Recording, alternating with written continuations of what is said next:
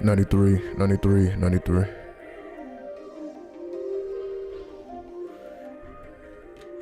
Yeah, you already know who the fuck it is.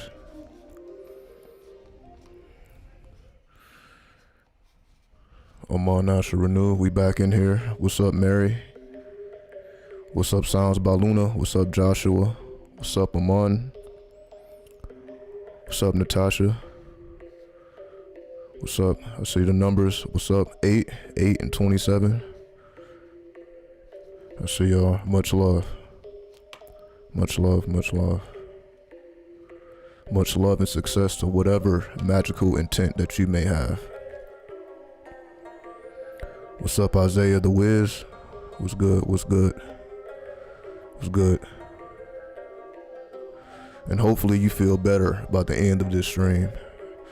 And again, we ain't gonna take up too much time. You know, I'm gonna bring in the spirit. That's why I'm showing this. So I want to go beyond my own intelligence. I may need to turn this down a bit. Hold on. All right. I want to go beyond my own intelligence with this one because this applies to everyone.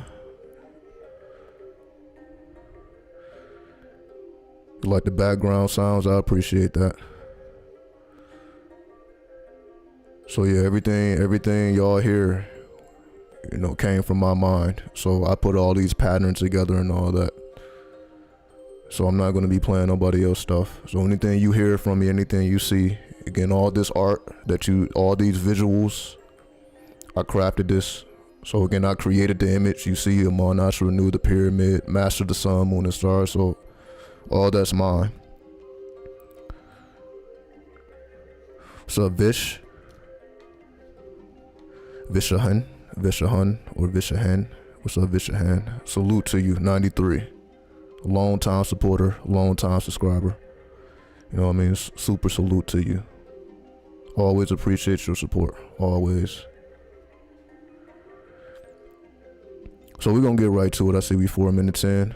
So I'm gonna go ahead and spark up. I've already chosen the deity or the spirit. So basically what I did was I asked the spirit who would be the best qualified to bring forth or to assist bringing forth this message. Will it be a deity? Is it a spirit? Or is it someone dead? So the spirit told me I have to work with the dead. You know, because I gave the options, then I got the greatest reaction from the dead. So what I'm going to do then, I'm going to bring in the spirit of the thuggie. Right, so I'm going to bring in the thuggie spirit. For those who are not familiar with the thuggie spirit, you know, the thuggies from India. So I'm going to go back to the thuggies, you know, who were worshippers of Kali. You know, we know the history. If you don't know the history, just check out my video called Machiavelli Magic Part 2. I go into great detail about the thuggies in Machiavelli Magic Part 2. Salute to you, Montu. Salute to you. Again, I appreciate everybody for sharing their time and energy with me. You know, make this a collective experience. What's up, son? What's up, what's up, what's up? So again, I appreciate everybody for tuning in, for everybody matching currency, matching the energy, because, you know, we're going to make this a thing. And, you know, we're about to come into the Chinese New Year on Tuesday. So for those who may not know, the Chinese New Year is on Tuesday, which is the day of the new moon. So let me just verify that. Right, so that will be the 31st. So January 31st at 9:46 p.m. That's Pacific Coast time. So if you're in the East Coast, it would be basically 12. So basically February 1st.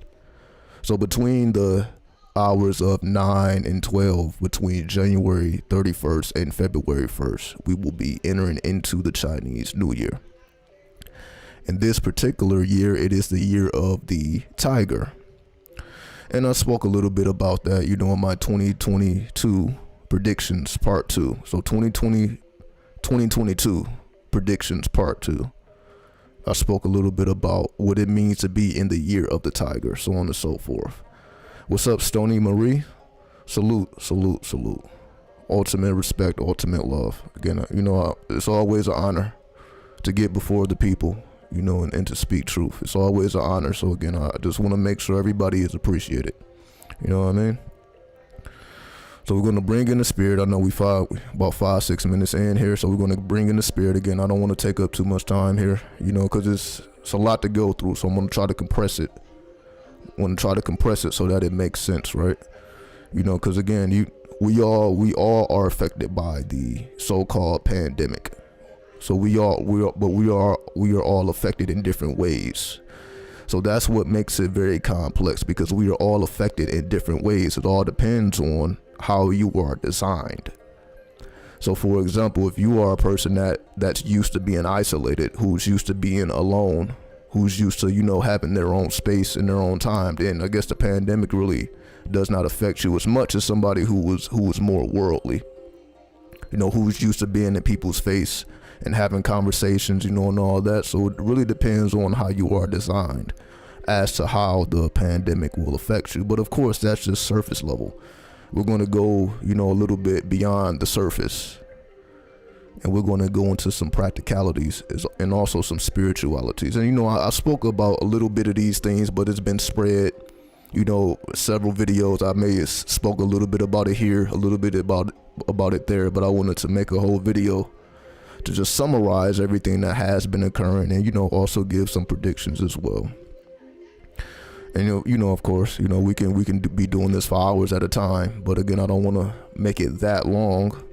I guess the more important messages I try not to make that long, because I would prefer more people to actually be able to listen to it instead of you have to dictate hours. I know I'd be going hours. Again, I don't be meaning to do that. I don't be meaning to go for hours and hours. But you know how the spirit works. The spirit just moves, and it's like it's just no stop. After the spirit comes in. So again, I'm gonna try to compress it. So let me get the main points out. If anybody has anything to add on to it, everyone is free to share their insights. I've been cutting people off recently, due to seeing their true intentions. Absolutely. So that's one of the first things.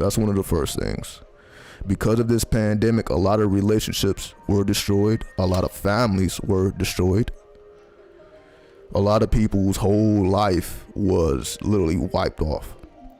Right. So this is what I mean by we are all experiencing this in different ways. Again, some of us, the relationships are gone. Some of us, jobs are gone. Money is short, or your money was up. It all depends on how you navigated it. So this is what I mean. We are all affected in a different way. As above, so below. Now the spiritual veil is lifted, and people's spirits are being seen. So we have to wear physical masks because of this.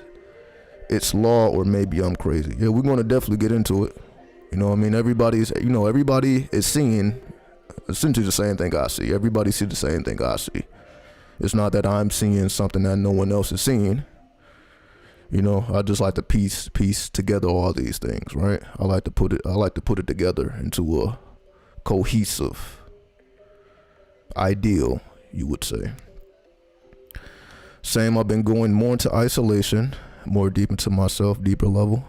Yes, and then that's that quarantine life. So that's what we're going to speak about, that, like the whole quarantine and the aliens and all that. See, this is what I'm saying. Like, for those who've been around long enough, y'all know, like 10 years ago, before 2012 came in, y'all know that it was all about quarantine. The quarantine being lifted, like that was the word. That was a key word. You said go back 10 years. I'm not telling you to actually go back 10 years, but if this was a hot topic 10 years ago, 2010, 2012. So we didn't necessarily see it that much 10 years ago, or it was more veiled. Now the veil is being, as they say, the veil is being lifted, but what exactly does that mean? See, that's really what's not being discussed. So everyone has been able to see all the changes that is occurring, because we can't ignore them. But, it's a little harder to see. I'm just drinking Gatorade and all that, so it's a little harder to see the bigger picture, because we're all separated. Some of us may be in America, Some of us are in Europe, some of us are in Asia, some of us are in India, some of us in Germany. You know what I mean? So we are all in different spots, but it's for a reason, because once we all synchronize, now we get the bigger picture. So this is why it's important for us to synchronize. And this is what we do here, and I'm sure everyone does it in their own way, in their own time. So we synchronize, and this is the purpose of the internet. This is the purpose of social media, because we can get the insight that we may not be able to pick up with our physical eyes, but someone sees it. If you want to know what's going on in China right now, in terms of consciousness, somebody is conscious in China, someone is conscious in Europe, someone is conscious in Germany, right? So when we synchronize, when we merge, you could say we are the conscious beings in our particular locations, right? So we are the conscious beings in our particular locations. What's up, Ashe? Ultimate salute, ultimate gratitude. Ultimate salute, ultimate gratitude. I appreciate you so much. The Christ consciousness. Exactly. Because it's what I mean. We all know about these stories externally, or basically just the theory behind the stories. Like, you know, everyone knows Christ or the Christ consciousness at this point, right? But we don't really dig into the trials and the tribulations of what it means to be Christ. And what I mean by that is, this is why we don't discuss the infernal planes that Christ had to travel through after he was killed on the cross. We focus on the death.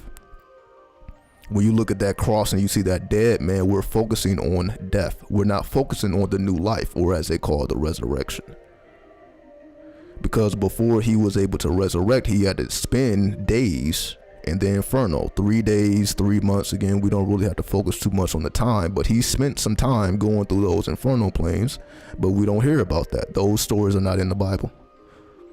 Right? So to me, that's what made me want to study more. That's what made me want to journey deeper, because we are all familiar, especially if you're in America, if you're in the Western society. So you know you're going to be familiar with the Bible stories. We came up, you know, hearing Bible stories. You know, they're going to always have that program, you know, running over and over and over.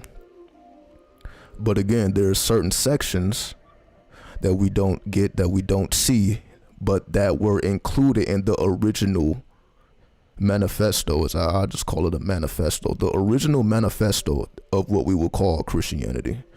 It was there. And that's why Dr. Martin Luther King Jr. wrote the letter on the origins of Christianity that nobody ever talks about. Nobody ever talks about the letter that Dr. Martin Luther King wrote that describes the origins of Christianity. But we want to just focus on, you know, him being a pastor or him being a preacher, whatever we would like to call him. You know, he was a civil rights leader. But he was so much more than all these titles. He superseded all of these titles.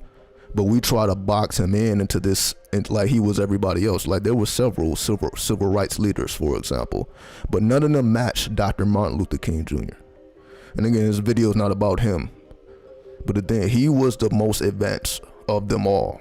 So let's not get it twisted. He was the most advanced. That's why he has a statue. That's why he has a birthday. That's why he superseded what we would call the civil rights movement.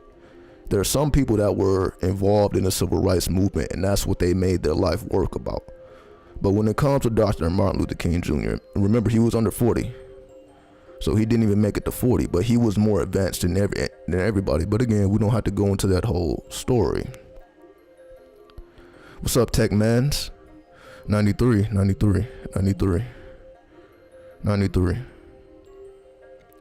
So again, let me go ahead and bring the spirit in. The spirit of the thuggies. Because that they just want to be, because again, this is just how I work my magic. You know, I just give everybody some insight into how I do this personally. I just ask. What I do is ask. So before I actually go, again, I'm not just picking spirits, basically, what I'm saying. I don't just pick a spirit to work with because I think a spirit is cool, or because I think a spirit is this or that. At this point in my evolution, it is all about what has the greatest reaction. So when I say a name of a spirit, or the name of someone dead, the name of someone, again, whatever the case may be, I'm going to have a reaction. So while I'm going through the pantheons of certain deities, then I choose the deity that gives me the greatest reaction, instead of, okay, I want to work with Anubis because Anubis is the god of the underworld, so I want to go into the underworld, so I'm going to work with Anubis. That's how I started off. So I started off working with particular spirits because of their attributes. But through my evolution, I evolved beyond the attributes. Like, for example, if we speak about the 72 Goetia, or the 50 names of Marduk, or the 72 angels, because lately I've been working with the angels more so than the demons. And again, I'm not working with the angels based on what they do. Well, this angel does that sounds interesting, so I'm going to go in that direction. That's not how it works for me at this point. So I really don't even read the descriptions of deities at this point. I don't read like what they actually do, what they're used for, what their ancient summary was. I don't even get into all that. It's all about energy. It's wherever the energy is. So wherever the most potent energy is, that's the direction that I move in, irregardless of the actual attributes, because the attributes ain't necessarily telling you what they're going to reveal to you. So for example, if I'm working with Anubis or Ampu, just because Ampu is the lord of the underworld don't necessarily mean he's going to give me the secrets of the underworld.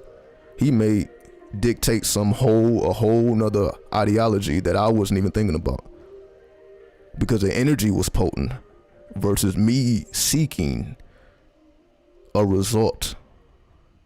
So hopefully that makes sense. So it's not really about seeking a result, because if you're seeking a result, you're going to choose a spirit based on what you're trying to accomplish. But that may not be necessarily what your true will is. And this is where I'm getting at. Because remember, I spoke about this before, the difference between your true will and your free will. Your free will allows you to do whatever the fuck you want to do. But your true will is in alignment with how you was designed and what your purpose is. So that may be completely different than what your personal will is, or your free will. Your free will may be completely different, and most likely it is completely different than your actual true will, why you reincarnated in this form in this particular time. So when it comes to that would be the reason why you would work with the most potent energy for you, because it is getting my words confused here. It is in alignment with your true will when the energy is the most potent. And this requires you to work on your feminine energy. So basically when I'm saying I receive, basically who's to work with or who not to work with, is more of a receiving. We know that is a feminine trait, that is a feminine principle, that is the divine feminine speaking, because we must be silent to hear the divine feminine, right? So we go into the darkness, we go into the abyss, we go into the underworld to hear the divine feminine. And again, that's the whole purpose of working with the thuggies, because the thuggies worshipped Kali, the great mother or the divine mother, Kali.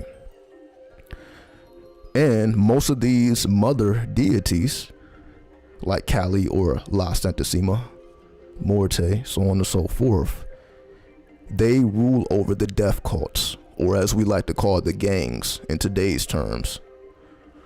So the deity or the spirit that rules over the gangs or the death cults are most of the time feminine. And the masculine energies or the divine masculine rules over what we would call dogma and religion. So when we put these ideas together, so this is why you can say the woman is in the underworld, not necessarily physical women, but the feminine principle. Then the masculine principle you can say is in the stars. So when we travel to the stars or the upper heavens or the higher heavens, we're dealing with the divine masculine. And when we travel to the lower worlds, we're dealing with the divine feminine. And we're not speaking about higher or lower, like higher is good, lower is bad. We know we're going beyond all that, because again, this is the purpose of the walk in the middle path. The path of the Zohar, the path of the Shekinah. That is the middle path. So when you walk the middle path, you have to pull from the divine masculine and the divine feminine. So you must pull from the heavens as well as the hells.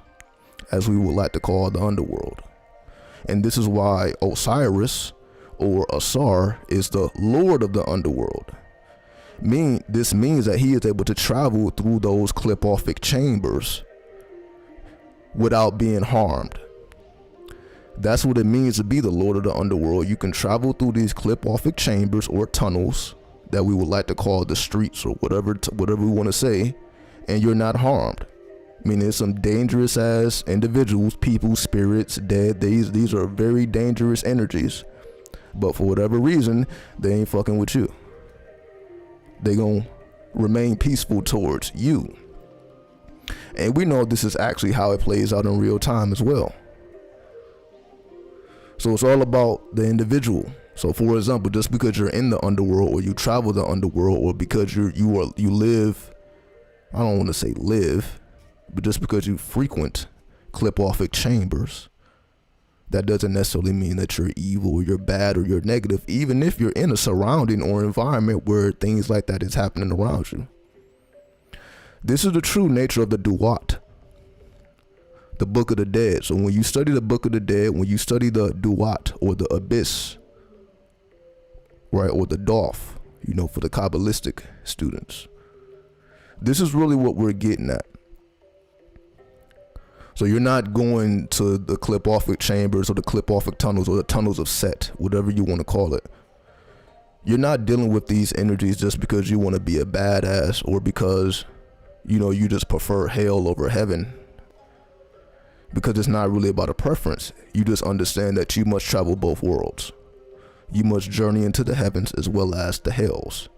And it's just a lot easier to do so when you have a guide, which is the purpose of working with spirits. They become your guides. They help you to navigate the underworld, or the hells, as well as the heavens. So this is the purpose of doing spiritual work, is to establish spiritual connections with particular deities, so that they can help you guide, or help you navigate these chambers, which are unfamiliar to you, because most of the time we're on the physical plane. So we're on the physical plane more than we're accessing the spiritual plane. So a so-called spirit is more in the spiritual plane than the physical plane. They really only come down to the physical plane when we summon them, when we activate them, when we chant their names, when we do our initiations and our incantations, evocations. That's more so when a spiritual currency or a spiritual frequency is, you can say, bound to the earth, or locked into the earth for a given point in time. So when we perform rituals and all that, we're bringing down, you can say, spiritual currency. We're working with spiritual currency that we now would like to call the law of attraction, and simplify it. All these new terms is just to simplify complex ideas. So this is why I say we don't need to get caught up in the terms. We don't need to get caught up with people who pretend to be spiritual just because they can speak the lingo, or just because they may be involved in these things. That does not determine the content of your character. Another quote from Dr. Martin Luther King Jr. It should be about the content of your character. That should be the most important thing, and it is the most important thing, because that determines what type of spirits fuck with you and what spirits don't. It's the content of your character that determines what spirits want to fuck with you and what spirits is trying to stay away from you. And that goes both ways. So if you're all about positivity, certain negative spirits don't want nothing to do with you. What can you do for them? What can they do for you? And vice versa. If you're all about negativity, what's a positive spirit going to do for you? And again, I'm saying all this to emphasize the middle path. Because when you're on the middle path, when you are the all spirit, and all spirit can navigate through any gateways. So this is what it means to be an all spirit, meaning a combination of the masculine and the feminine that we would like to call, in today's terms, androgynous. So that's why androgyny don't have anything to do, again, with a person's sexuality or their orientation. This is all about your spiritual travels and your spiritual journey. So those who are all spirits, you really don't have a preference.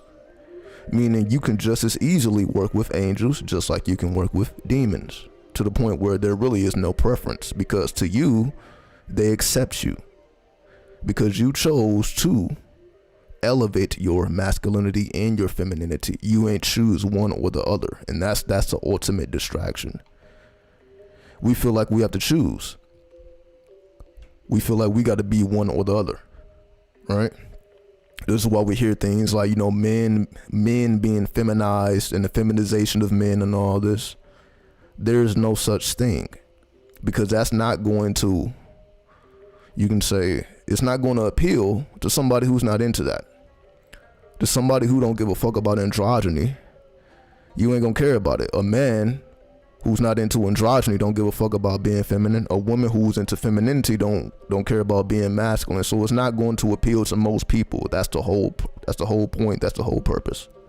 So most people choose the right or the left path, as we call in today's terms, right?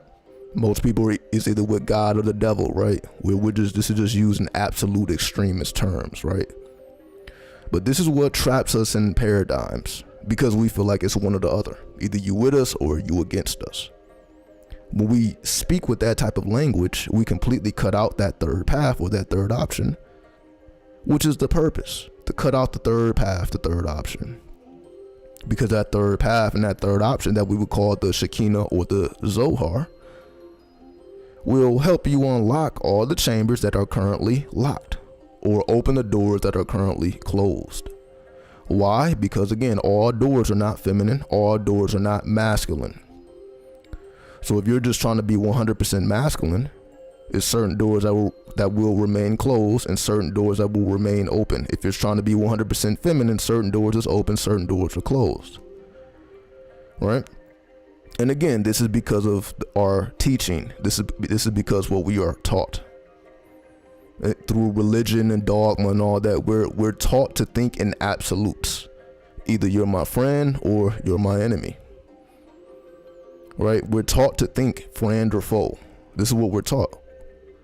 We're not even presented with a third option. And again, all I seek to do is present you with the third option here. That's why you see my face in between the two pyramids. You can say one is a left-hand path, one is a right-hand path, but you see me right in the middle between, or right in the middle of the two paths, because this is the purpose. So this is why people have to do so much spiritual work to come to this conclusion. Because if you were born or raised thinking a certain way, then when you go into spirituality, you have to, you can say, kill yourself. This is the purpose of the ego death, right? The purpose of the ego death is to destroy who you think you are and become who you actually are. We are all actually androgynous. And what I mean by that is, if you care about this type of information, you're not fully human. Because to be fully human is like you're like a beast. You're just a high intelligent beast, basically. You're a beast with high intelligence. That's what you can say what a human is. There's nothing really special about a human. However, once we study a little deeper, we understand that there are people that are actually half human, half angel, or half human, half devil. This is where we get into the Christ consciousness. See, ain't nobody talking about this version of it, right? Everybody want to talk about all this extra shit. Let me tell you about what's really going on. So the Christ consciousness, so for all those who want to be in the Christ consciousness or to develop their own Christ consciousness, what that really means is you're not fully human, because you wouldn't care to be like Christ if you was fully human. A full human don't give a fuck about being spiritual. Again, they chose a path. So when you walk this middle path, this is what, we hear.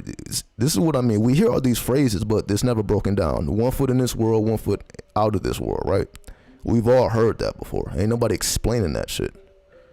What it means is to be half human, half angel, or half human, half devil.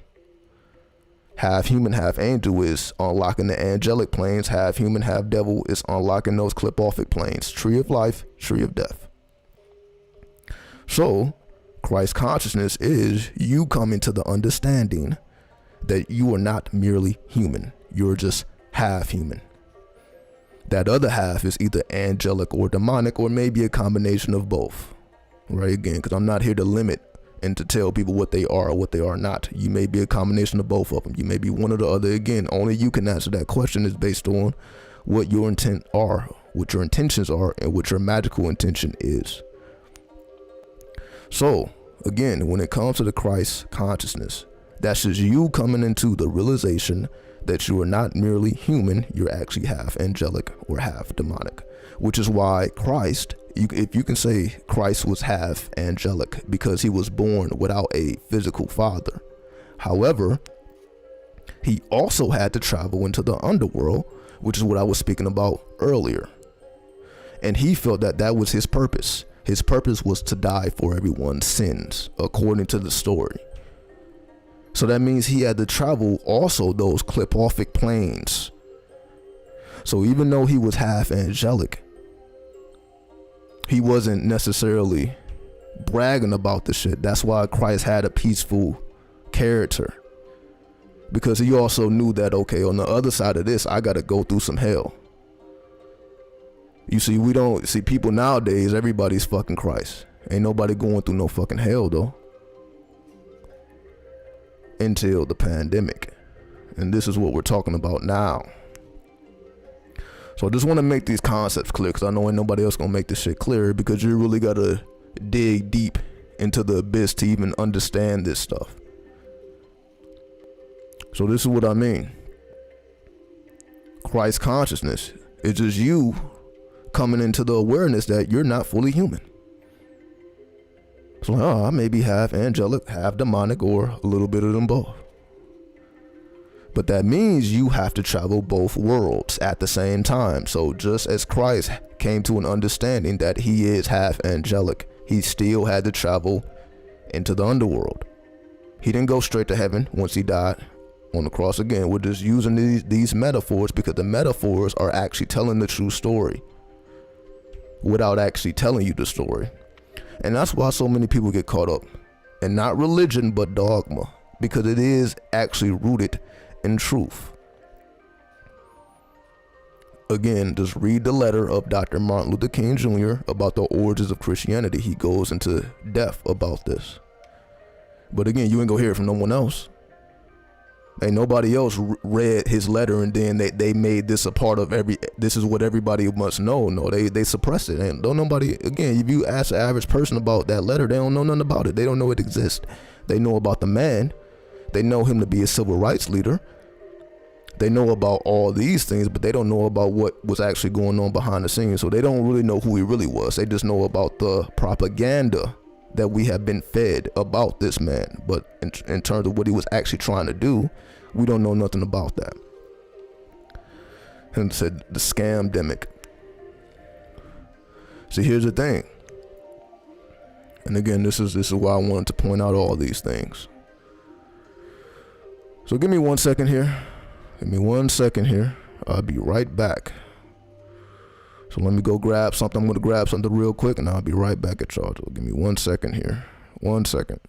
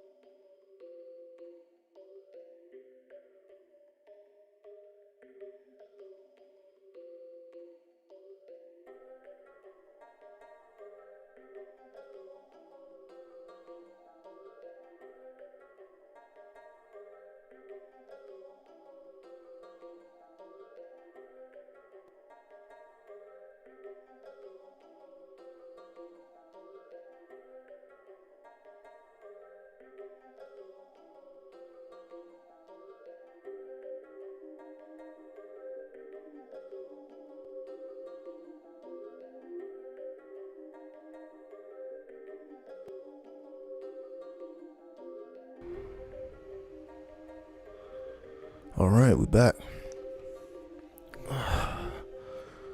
All right, apologies for that. Is the third path neutrality?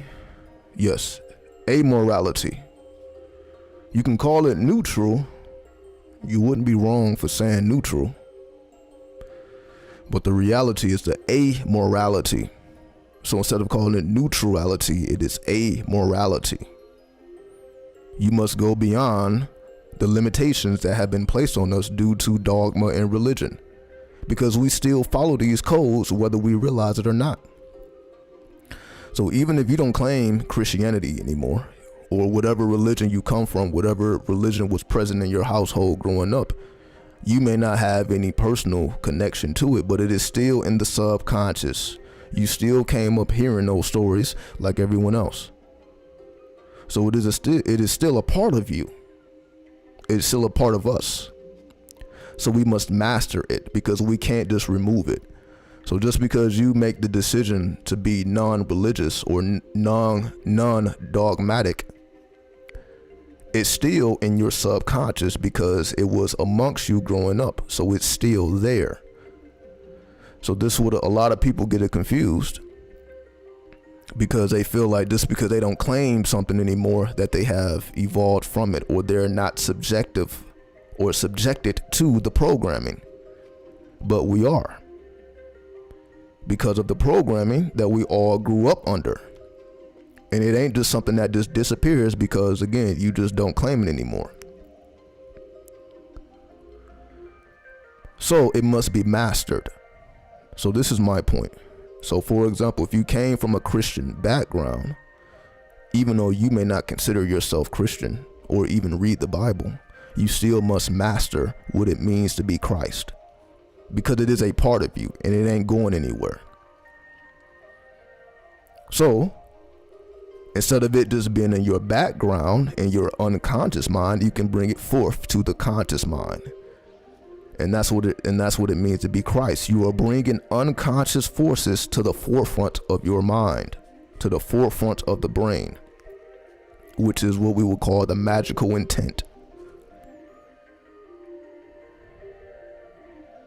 All right.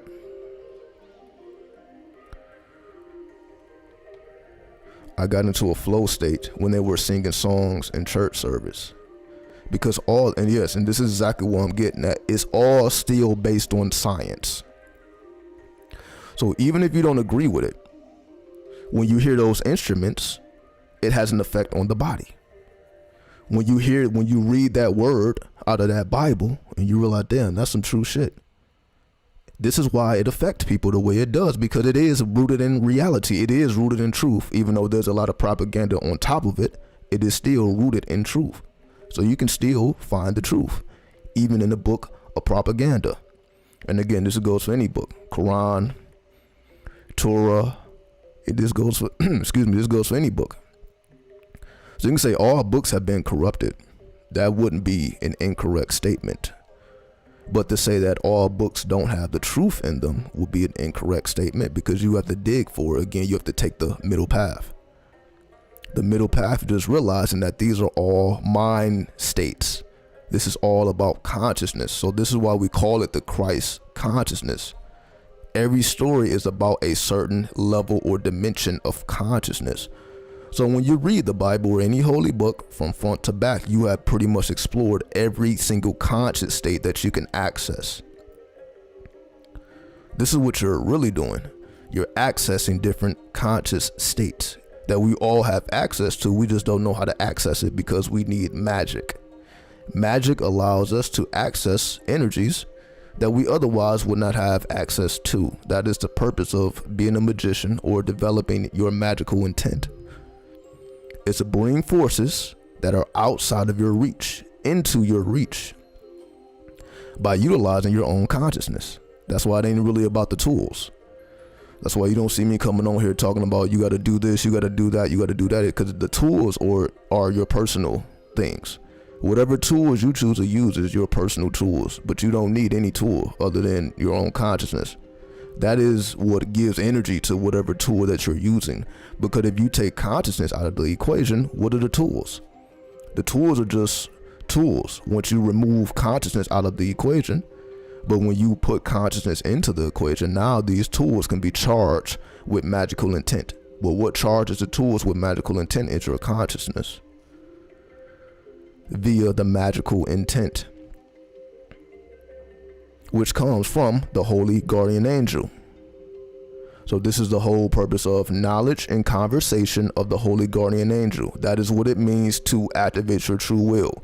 So your true will is to have knowledge and conversation of your holy guardian angel that we call in modern times the higher self. So your true will is to gain access to your higher self, your heightened intelligence. Not smarts, intelligence. And this is the biggest issue that we have here. We have a lot of smart people, but they lack intelligence. Because you cannot become intelligent by becoming smarter. So I just want to let me describe that in more detail. That's why we have all this schooling in front of us.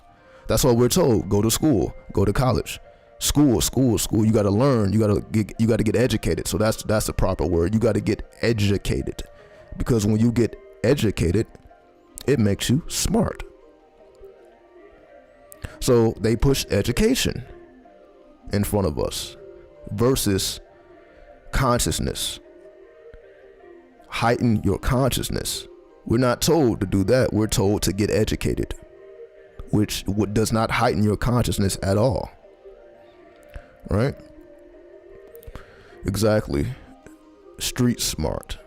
That's the whole purpose of being what we would call street smart, because that is being intelligent, because you must be intelligent to navigate these streets. It's not enough to be smart, because you're dealing with some very intelligent people. That's the whole thing. You may be looking at people in the streets like, okay, these are so-called addicts, drug dealers, and all the negativities of the world. But these people are highly intelligent. Just in case you didn't know. These are some of the most intelligent people on the goddamn planet. Not smart, intelligent. That's why we even have something called a street or a street law, whatever we want to call it. That is due to intelligence. Give me a second here. Okay. That is due to intelligence. So in order to increase our intelligence, we must enhance our consciousness to the point where we have knowledge and conversation of the holy guardian angel. So with that, you may not be smart at all. You may not have any education. But again, we're taught to believe that if we're not educated, then, we're going to have a certain quality of life if you don't have that degree, if you're not educated, so on and so forth. But this is not the case, because we see a lot of intelligent people who are not smart at all doing all types of stuff in the world. So it's not necessary for you to be educated, but it is necessary for you to be intelligent. But intelligence doesn't just come overnight. So you can be educated on something fairly quickly. A person can educate you on something that you don't know fairly quickly, but that doesn't necessarily mean it's going to change your consciousness. Just because you learn something new don't mean you're going to have a consciousness upgrade. Don't mean that now you have the Christ consciousness because you were educated. Because if that was the case, we would have millions of Christ on the planet, because there's millions of people that's educated. Right? There's more people educated than intelligent. So because of this, we're not ever taught to seek intelligence. We're always taught to get more educated. Just imagine the 12 years that we spend in school from kindergarten to 12th grade. And if you decide to go to college, you add an additional 4 to 8 years on that, depending on how far you want to go. But we see, just because a person has a degree in whatever doesn't mean that they are intelligent. That just means that they're smart in whatever area that they have mastered. Just because a person has mastered a certain dimension of life doesn't mean that they are intelligent. It just makes them smart. It makes them educated. Intelligence comes through initiation via the magical intent. And this is why we speak about this stuff in 2022. So even though, again, science has went way beyond, trying to understand spiritual concepts, here we are still experiencing what it means to be a conscious being, what it means to be the Christ. Because Christ, again, was angelic, because he was not born to a physical father. And again, we understand that this is a metaphor, but it's about peeling the layers back. What does it mean? So if Christ is androgynous, that means Christ didn't even look at himself as a man. I would like to ask, where is the passage in the Bible where Christ refers to himself as a man? Where is that? Where is the passage in the Bible that's referring to Jesus as a man? I don't think Jesus is ever called a man in the Bible. So what is that telling you? See, again, it's in our face, but again, we have to ponder on it. So if Jesus is never referred to, okay, look at that man, it's just always Christ. Peace and love, healthy, wealthy frequency. Peace, peace, peace. Ultimate salute to you. Shout out to Sin City, you already know. So it's there. It's there. So if Christ is not, this is what I mean by the truth is preserved. You just got to peel the layers back. So if you get caught up in the actual dogma, then you lose the point. But then if you realize, oh, well, they're not even referring to this being as a man. They don't even call him a man, because he wasn't navigating like a man. This is what this is the point. And again, people may not like it, but it is what it is. He was not moving around this planet like a man. Again, metaphorically speaking. So essentially, our idea of what a man is and what a man does, the Christ didn't fit into that category at all, because he wasn't doing what men do. Every man is not a Christ. So what is every man doing then? That's why we get caught up in what a man does, what a man is, and everybody just trying to be, every man is trying to just be more manly. But again, so if you're trying to develop your Christ consciousness, it's not about being more manly. It's about being androgynous. Especially if this man is not even referred to as a man, because that's not how he conducted himself. So what does that mean? So if you have this Christ figure not even conducting himself like a man, which is why people were drawn to him, even though it's a him, even though you can say biologically he's a male, but he's not identifying as a man, even though he's biologically a male. Hence, yeah, that's what the whole transgender thing is about, right? That's the whole, this is what it is. You may be biologically a man or a woman, but that's not how you conduct yourself. That's not how you feel inside, right? But it goes deeper than just, again, a sexual orientation. But that's how we're taught, because there's no studies on this. What do I mean there's no studies? Because science, the religion or dogma of science, you could say they've been anti-gay, right? So science has been anti-gay. So there's very little gay studies. They don't know nothing about that at all, because to them it was a mental disease. So there was a certain point in time, I believe in the 80s, if you were gay, that meant you had a mental disease. That's how science, even though they changed it now, they don't say that now, but this is how they still believe, because this is how they still navigate. Hence why we have no test. And what do I mean test? For example, the difference between an orgasm from phallic stimulation versus anal stimulation.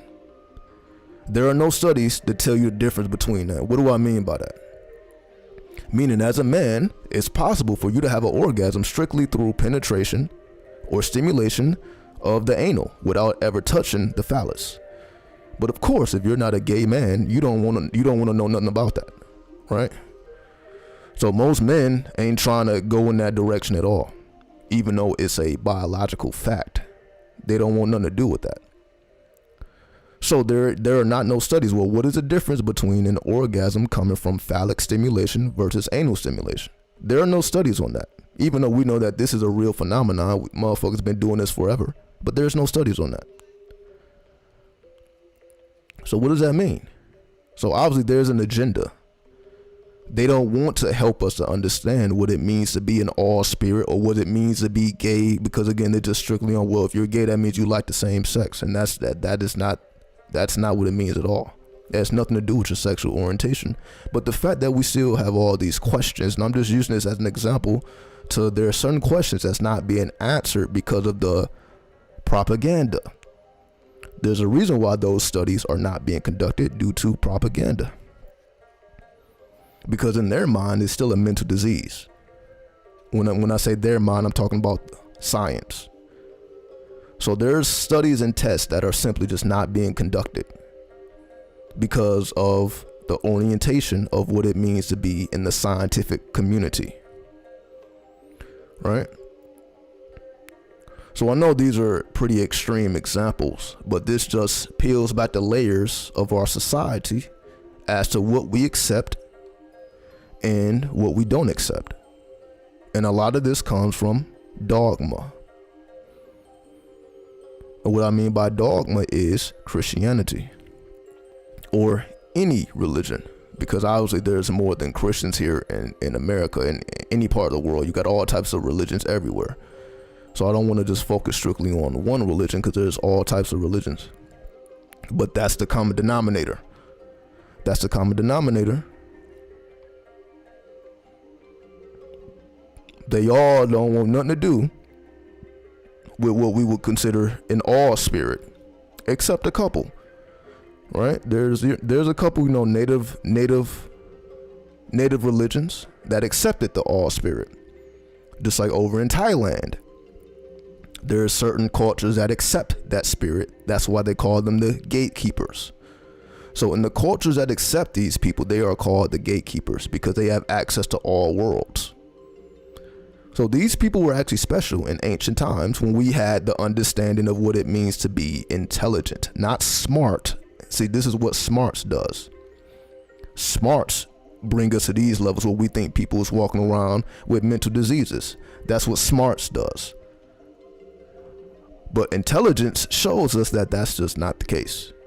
When we are intelligent beings, we don't come to those conclusions. We come to those conclusions when we try to educate ourselves to conclusions.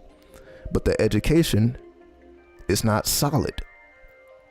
As we clearly see, it's not solid. And this is why the so-called gay community, the LBGTQ, that's why they're just so ruthless. That's why they just want to cancel anybody. They're ruthless. They don't give a single fuck. They will cancel your ass. You say anything wrong, negative, they just ready to hit you with the axe. Because that's how they have been treated. So now they're just giving back the same energy that they get. So that's why just so much tension when it comes to that, when it comes to whether you're left, if you're on the left or you're on the right. That's why just so much tension, because this is a bunch of educated people trying to use their conscious mind to navigate this physical plane, when we need all dimensions to navigate this plane. Exactly. Love is a law. You already know. Do what thou wilt. You already know. That's the whole premise of 93. It's the whole premise. Gosh, you go so deep. These things you talk about are only discussed in private by some people, because again, this is called, what do they call it? A status quo, right? The status quo.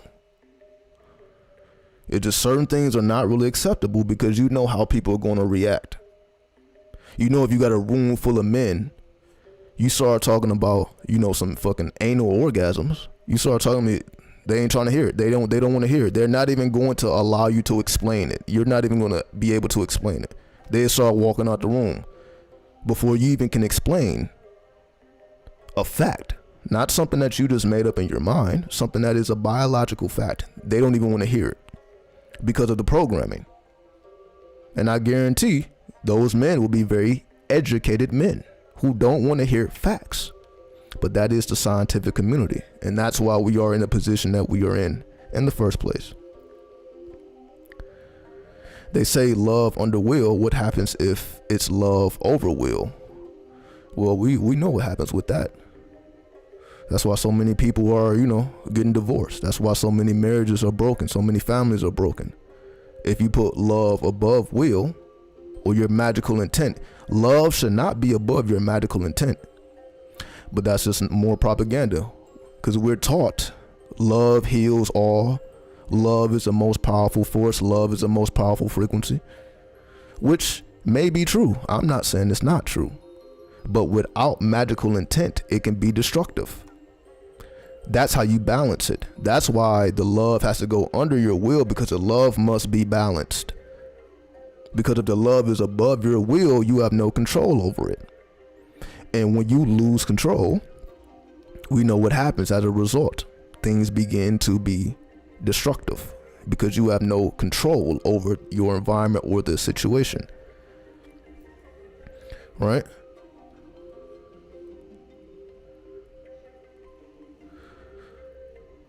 So, there are levels above love. Yes, and that's the whole point. That's the whole point of your magical intent. Your magical intent should be the primary force in your life. Because if you remove the magical intent and you just have the forces of love and whatever other forces that are available, you can't control them. Remember, we control our reality via consciousness, via the mental plane, our mentalism. It is our mentalism that controls consciousness. So we take away the mentalism, then we have no control. And that's how most people feel. That's how most people feel. Most people don't feel like they have control over any goddamn thing because they don't have a magical intent. But once you have a magical intent, now there's nothing that you can't do. There's nothing that you can't manipulate. Doesn't mean that you're just about to shoot to the top instantly. It's just that now you have a basis as to how to get to the top, if that is your desire. Now you know the mathematics as to, okay, I know what pieces need to be put together in order for me to accomplish this goal. It's not that the goal is going to be accomplished on its own, but you know what elements are needed to accomplish your goal. That's what the magical intent does. It gives you the proper elements. You still need to piece it together and activate it and make it happen. Have you ever done DMT? Yes. I definitely have done DMT. I think I've done every psychedelic. I've done every psychedelic you can do. I've done. The only thing I haven't done is basically the pleasurable drugs, meaning like the coke, the heroin, all that shit. That's just strictly pleasure. I don't think there's no spirituality, smoking crack and all that stuff. But in terms of all psychedelics, the DMT, the LSD, the psilocybin, yeah, plenty experience. Plenty experience with those drugs.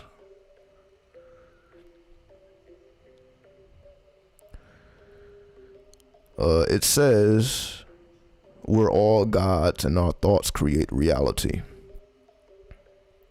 Yes, this is a true statement, but it's not enough. And that's what I always point to. We have heard these things enough to the point where it becomes a part of our subconscious. So this is where we are now, where all these spiritual sayings are now in our subconscious. So like thoughts create things. As we have studied, now these sayings or these phrases have become a part of our subconscious. But they still need to be activated. It still needs to be controlled with a magical intent. So you can be a person that very much knows that thoughts become things. Right? That is something that you know, that you have no doubt about. But you still must make it happen. You still must I don't want to say show and prove, because you already know it's true, but you still got to make it happen. Not for no one else, just strictly for yourself. That's why it's about knowledge of self.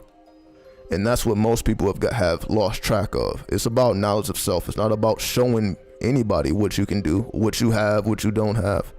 All that is irrelevant. As long as you have convinced yourself and you have shown and proven it to yourself, nobody else matters. Because if it's all about consciousness, and consciousness is one. Consciousness is one. So none of that matters. But because of social media, we love putting everything we do in front of everybody to see. Like we really doing some shit. But we have become accustomed to this. Okay, let me show what I'm doing. Nah. We don't need to show a goddamn thing. This is why it's supposed to be secretive. That's why they call it a secret society. You ain't supposed to just be able to look and see what the fuck is going on. Otherwise, it ain't a secret society. It's available to the public. If anybody can peep and see what's going on, it's public. But if you gotta say a password to get through the door, that's private. So if you got that password, now you can take a look at what's really going on. But without that password, you don't get to see what's going on. But that's what makes it magical. Because if everybody sees what's going on, everybody is not going to agree. So if you got a room full of 15 people with 15 different ideologies trying to do something collectively, what do you think the results of that are going to be?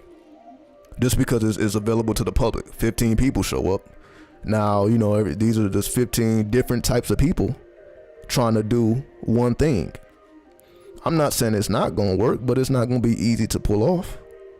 Because the moment where something comes up where somebody doesn't agree with it, let's just say something amoral comes up and you're a moral person.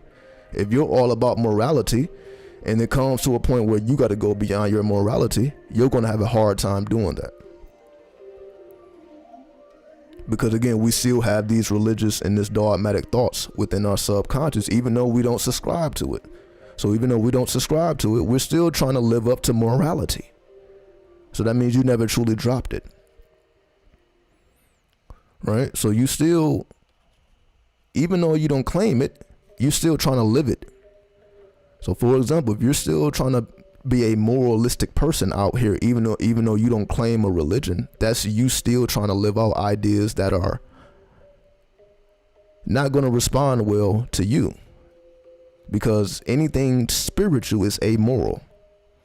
Because the spirit does not care about what you do or what you don't do.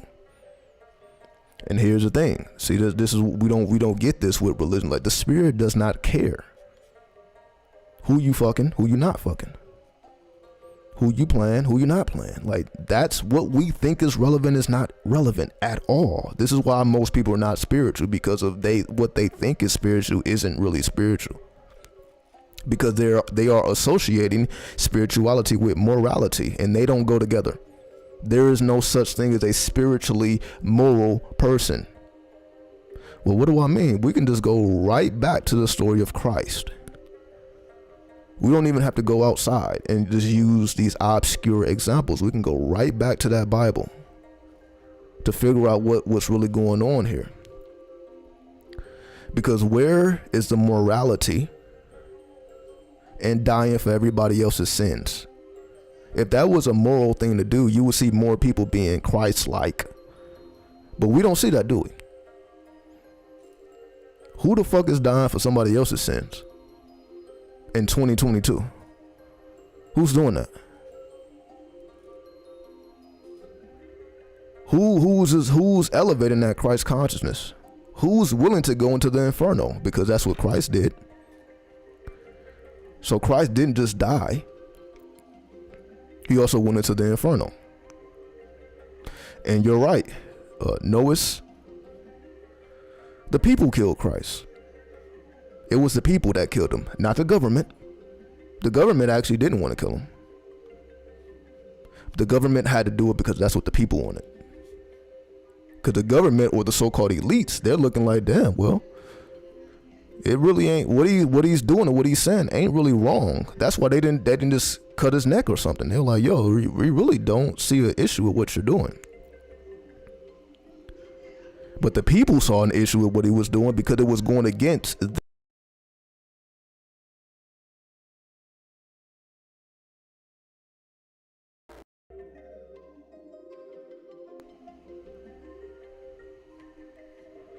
yeah, sorry about that. We got some glitching going on. But let me get back to it. Cause I know this is, pretty strange things that's being said here. Let me get these titles off here. Sorry about the titles. Let me go to screen too. Yeah, there we go. There we go. Maybe the Gnostics were right. You goddamn right the Gnostics was right. You goddamn right they was right. Because that's more truer than the stories that we have, because the Gnostic Christ is different than the Christian Christ. They're two different things, two different ideologies. Because the so-called Gnostic Christ was amoral and androgynous. That's the Gnostic Christ. The Gnostic Christ was like, I remember, like, if you read the book of Thomas, which is a Gnostic text, or the Gospel of Thomas, one of the questions that's asked is, so they asked the Christ, it's basically a conversation between the disciples and Christ. And remember, Christ had a different type of conversation with the disciples than the public. So Christ was teaching publicly, but he was also teaching privately, which was different than the public teachings. So when it came to the private teachings, this is what we call the Gnostic text. These are the private teachings of the Christ, not the public teachings. The Bible, you can say, is the public teachings. The Bible is when he's speaking to the public, or he's speaking to other people outside of the disciples. Because when he's speaking directly to the disciples, when they're not amongst the public, it's a whole different conversation. So again, one of the examples is Christ. Well, one of the disciples asks, should we fast? Should we abstain from this or that? Then his answer was, it's not about what you put in your body, it's about what comes out of your mouth. That was his response. So he didn't do the moral thing and say, okay, well, you need to eat this because it's healthy. Don't eat that, eat that, eat that. He didn't give no dietary laws. Because the Christ was like, it really don't matter what you eat. That does not determine your Christhood. What determines your Christhood is what comes out of your mouth. It's not what you put in your mouth, it's what comes out of your mouth. And then when you look at it, you're like, oh, well, he's right. Because I can look at a person who, let's just say, eats pig. You're not supposed to eat pig. I can look down at a person for eating pig, but they may be more spiritual than my ass. If they're able to speak intelligently, not smartly, intelligently, who the fuck am I to judge them? When they speak with intelligence, and they are very intelligent, even though I may not personally eat pig, but they may, and again, that doesn't necessarily do anything to their intelligence. And this is essentially what the Christ was getting at. Fuck these dietary laws.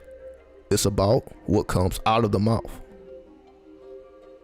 Meaning you can eat the most healthiest foods, because there are people that do it. Remember, people have been basically health conscious for a very long time now. Especially the last 10 years, 2012 and all that.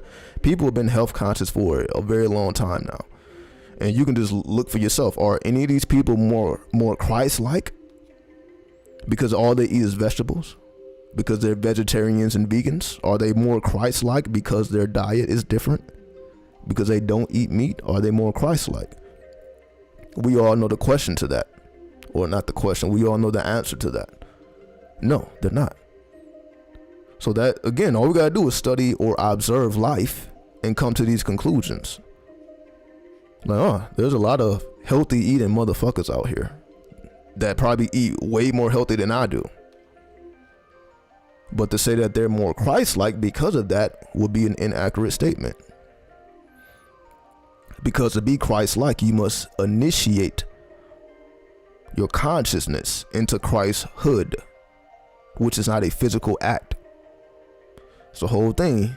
Initiating your consciousness into Christhood is not a physical act. So if it's not a physical act, it shouldn't matter what the fuck you eat.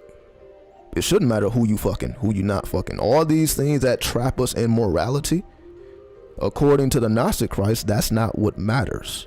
What matters is the after effect, the outcome of what you do. Because if you're doing a bunch of fucking, tantric fucking with magical intent, you can't say that's wrong. But if you're doing a lot of haphazard fucking, just releasing your fluids, you can kind of say that's wrong. Because there's no magical intent. It's not the act that is wrong, it is the lack of magical intent. So, a person that's eating and stuffing their face all day with no magical intent versus a person that eats with magical intent, that makes the difference. So a person can be putting a full-blown pig in their mouth with magical intent, and they're going to get results, versus a person that's eating vegetables and shit with no magical intent.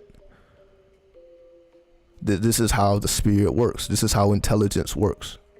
This is how consciousness works.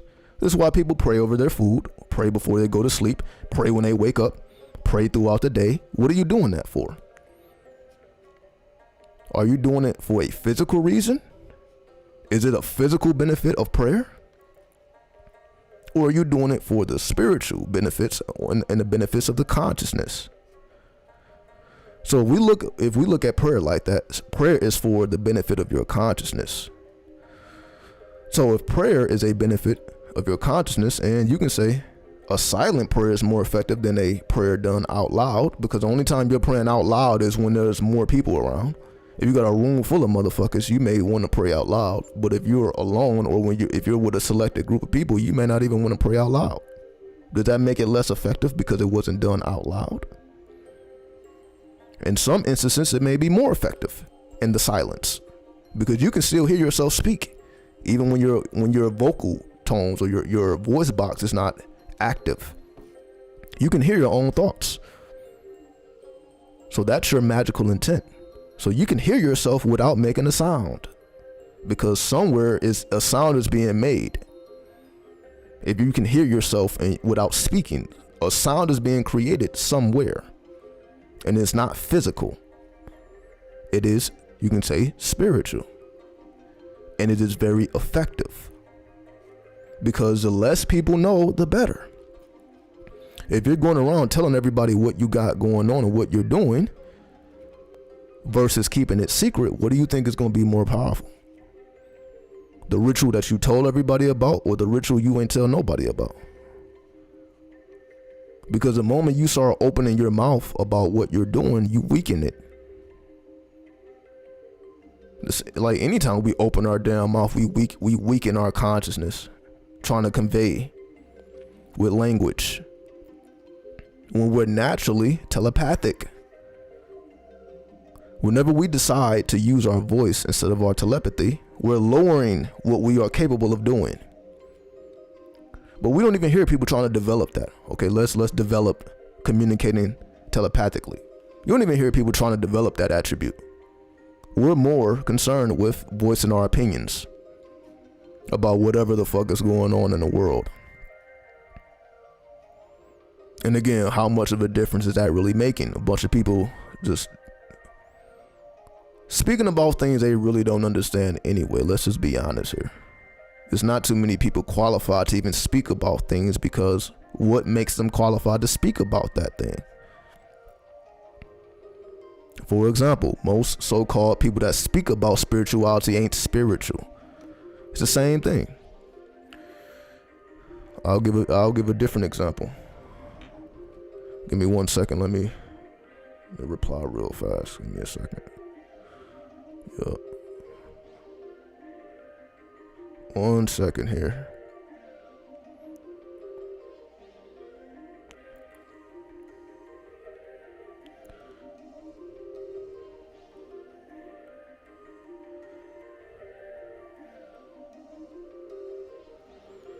All right. So again, you see, I ain't even light this up yet. I ain't even light it up yet. You see, once the spirit moves, the spirit moves.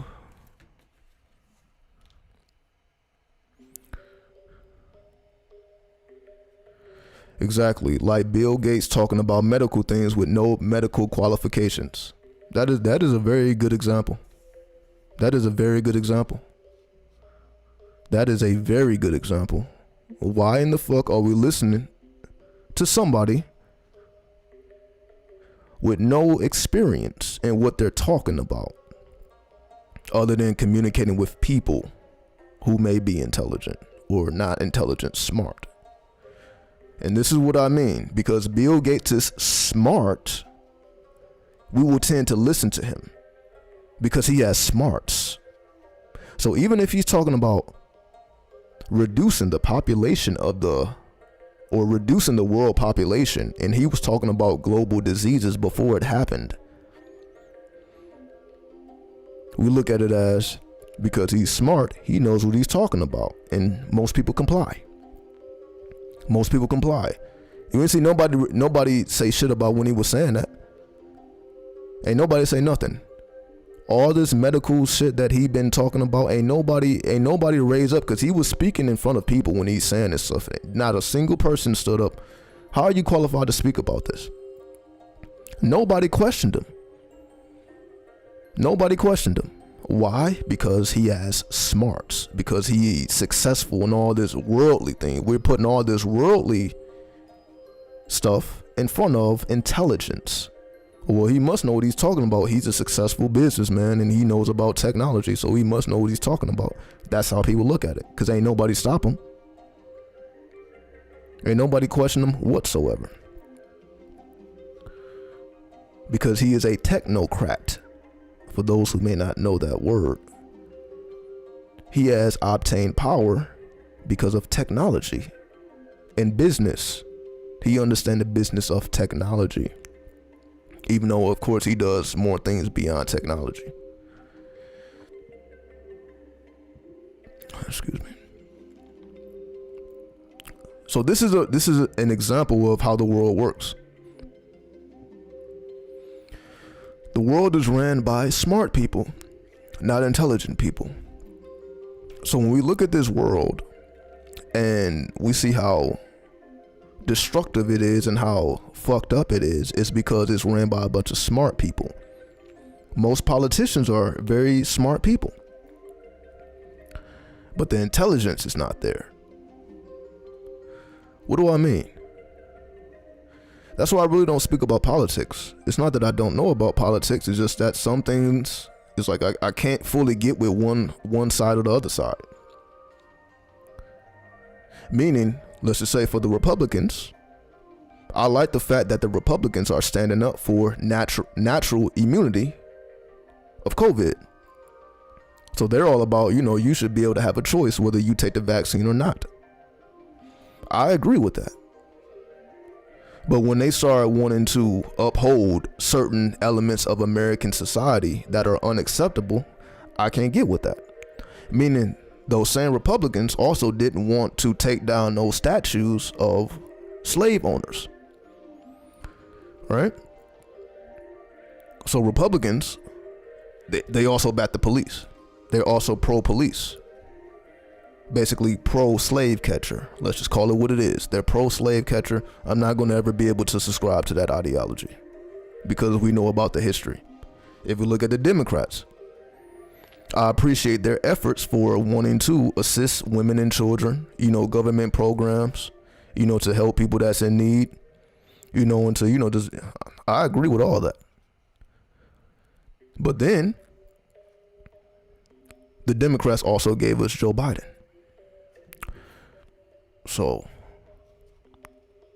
whoever thought in their mind that Joe Biden was going to be any different than what he has always been, you were only fooling yourself. So the same man who wrote the crime bill of 93, I believe, he wrote the crime bill, destroyed so many families, and somehow he's going to be a better man because we're 20 years in the future than when that happened.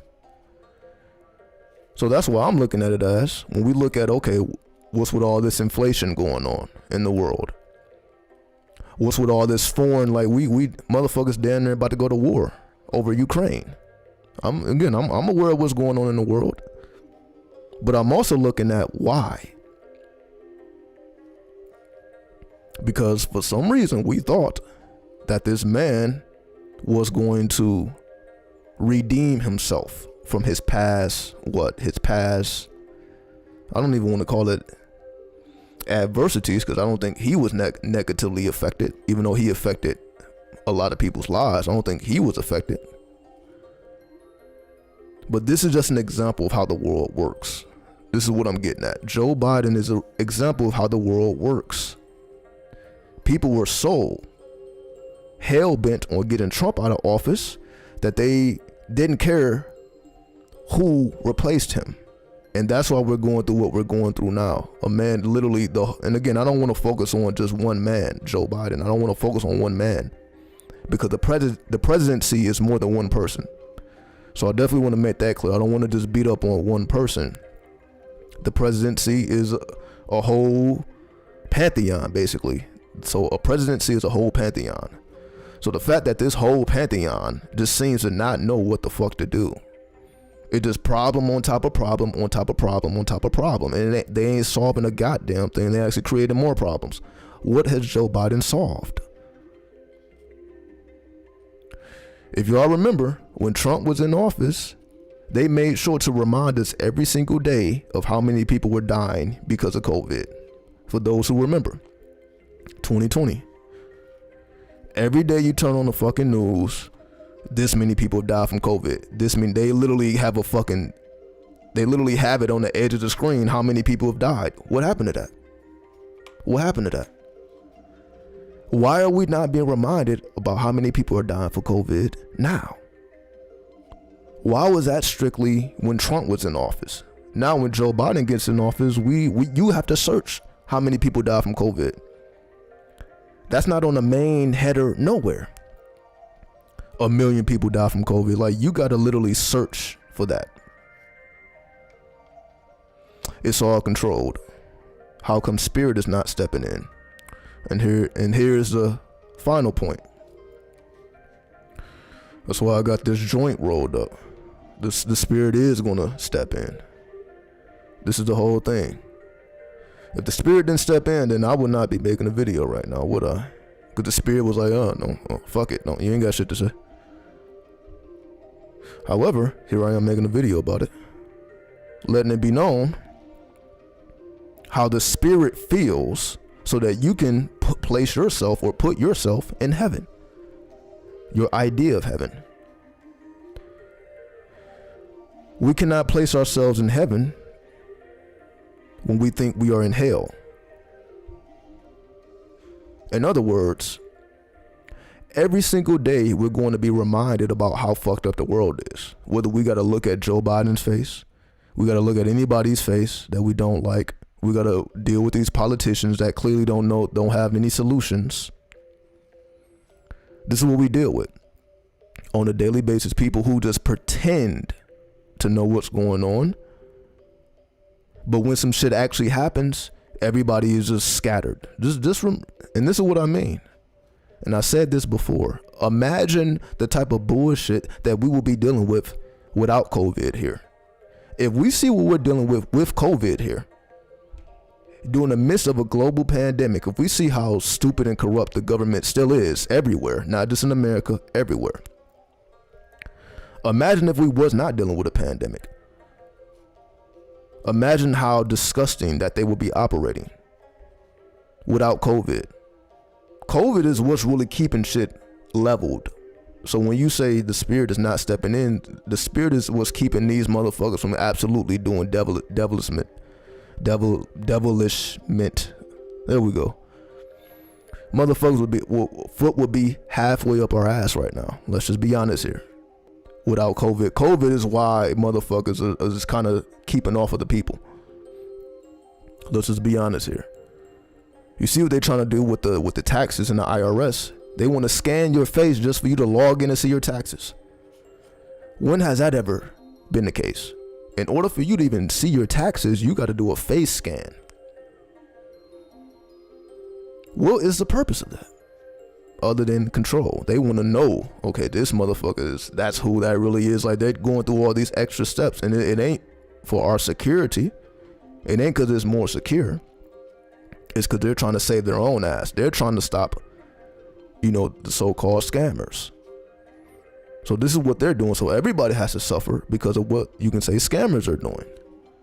So because everybody got over on those COVID checks and those PPP loans and all that, because so many people just tried to get all this extra money out the government, and they did. They were successful, but only temporarily. Because now, trying to do all that shit, you're going to have a lot harder time, to the point where it's not even really worth it. Now, it may have been worth it 2 years ago, but you see, the government ain't cutting no more checks. You know why the government is not cutting no more checks? Because of because people took advantage of it. That's why the government ain't cutting no more checks. Is it that now things are magically better? No. People are still at home in quarantine right now. Because you can still catch COVID. Even if you had it before, you can still get it again and get sick again and have to be in quarantine for 5 days again. So it ain't like it went anywhere. And this is what I'm saying. The fact that we literally have no solutions is because they didn't care about a solution to begin with. Because we will be over this. If the world actually gave a fuck about the world, aka the people, if the elites actually gave a fuck about the people, we would not be in a pandemic right now. This would not be happening right now. The fact that it is happening is because the so-called government does not care about the people. That's why people are still dying every day. But what do? They hide it from you now. They let it be known when Trump was in office how many people die every day. And now you got to search it on your own. It don't even make the news about how many people are dying. You got to find it yourself. Why? It's clearly biased. The news is clearly biased. You have news outlets that are, you can say, right-winged or left-winged. So depending on the news outlet, that's going to determine the information that you receive. And that's why I say I can't fully subscribe to either one of them. Because neither one of them are telling you the full story. The Republicans are not telling you the full story. The Democrats are not telling you the full story. That's why this whole immigration, this whole southern border, there's people coming into this country that nobody know nothing about and being released into this country and nobody know nothing. All this is being done underneath the public knowledge. So we think we got closed borders, but the borders are open and people are being allocated all over this country, just silently and secretly. If this was going on and Trump was in office, they would never let him off the hook. But because it's Joe Biden, we know what's going on, but we kind of step off from it. Ain't nobody really pressing them about it. Most people are not. Of course, there's going to always be somebody who press them, but they control the media. You can't even ask Joe Biden a question without the question being screened first. They have to screen your questions before you even ask them a question. So if you ask him something that's not in line with what's being screened, he ain't going to answer it. So everything is secretive. Everything is being done under the low. Everything is being done when nobody knows what's going on. We don't even have to get into Hunter Biden with that fucking laptop. We don't even have to go into that. So clearly this is a corrupted regime. We're in the time of a corrupted regime, but of course they were saying the same thing about Trump. Well, Trump with he said the election was taken over by the Democrats, yada yada yada, right? Whole January 6th. This is where all this is coming from. So the same thing that was said about Trump, same thing is being said about Joe Biden. It's just a lot more evidence against him. Again, you got the crime bill. You see what his son is doing. You see what his family is doing. They even had a dog that was just biting motherfuckers. Their dog, their so-called pet, that loves him dearly was just biting motherfuckers at the White House to the point where they had to send his ass home. But this is supposed to be their primary dog. The primary dog is just biting motherfuckers at the White House. They can't even control them. So that just lets you know, remember, the animals are just reflections of their owners. So the fact that you had a wild dog that just didn't have any boundaries, biting whoever the fuck it wants to, that just lets you know about the type of environment that they have set up. Not only for themselves, but also everyone around them. Ain't seen their VP since Chuck's and Pearl's mess. It's all Hollywood and acting. We know this to be true because the vice president was chosen because she was a black woman, not because she was qualified, because she's from California. Well, I don't know if she was born in California, but she was, she pretty much was laying down her foundation in California, and she wasn't even voted in California to be the vice president. So the vice president wasn't because it's California, just everybody stood behind her. No, it's because she was chosen. She was the most easy to deal with. That's why you don't have a dark-skinned sister as a vice president, because they're a little harder to deal with. Let's just be honest here. Joe Biden wasn't about to have a dark-skinned woman as vice president. It's just, the imagery is just a little bit too powerful. You needed someone who was more accustomed to, how they run their ship. And she was perfect for that. So she was chosen because she understands how the ship is ran. She knows how to play politics. Remember, she did not like Joe Biden. And I'm speaking about the vice president here. Again, I don't want to do too much name dropping. She didn't like Joe Biden. She said she had negative things to say about Joe Biden before he chose her to run as the vice president. Then, so they just act cordial. But again, this is not news to anybody who know. So she really don't like him, but she respects him as her boss.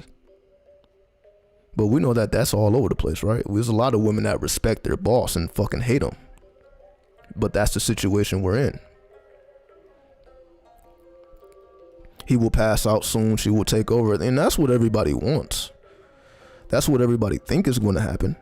They think that, Joe Biden is going to, either die or retire or, But even he said he's trying to run again in 2024. He ain't trying to sit his ass down. He said it out his own mouth. He said, shit, I want to go, he want to go against Trump again. So he ain't trying to sit his ass down. So unless God take his ass up out of here, then we're going to see a lot more of this motherfucker. And I don't think he's going to get taken out because to me, he represents the karma of America and the world. Not because obviously the whole world has been affected by what he's doing. Why do I say that? And I say that because, again, we were so hell-bent on getting Trump out that we were willing to accept anything, even a corrupted regime. That's how bad people wanted Trump out of office, that they would accept a corrupt regime. You can see everything around this motherfucker is corrupt.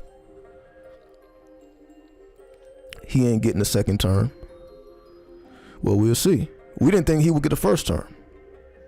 Let's just be honest here. We didn't think he would get a first term due to what he has done in the past. We didn't think he was going to win this time, but he did. So I'm not here to say who will be the next president. All I'm doing is setting up the board as to how we got to where we are now. And if we understand how we got here, we can kind of make the correct predictions. There we go. We can make the correct predictions as to where we will go moving forward. Nostradamus is coming true again. I understand that. I understand the Nostradamus. See, a lot of people didn't like Nostradamus because he made a lot of predictions that was, you can say, bad. He wasn't making good predictions, or the world would be in peace in 2018 or something. He was making a prediction like, oh, the world's gonna be fucked up. Like he didn't really see a lot of positivity going on, because he's right. Any positivity in this world has to be created by you. Russia and China versus the West. What's up, Erica? What's up, Erica? Exactly.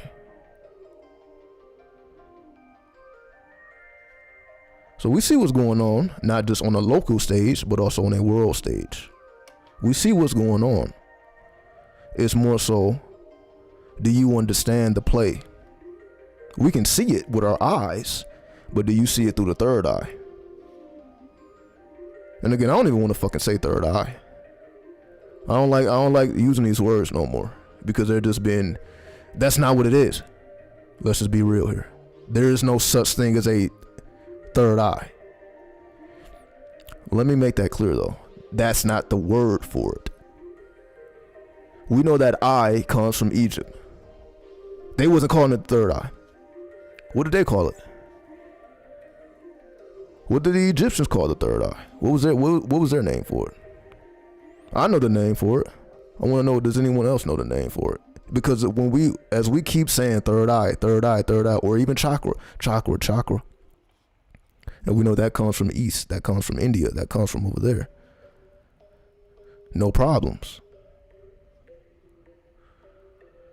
But even they called it something different. They didn't call it the third eye.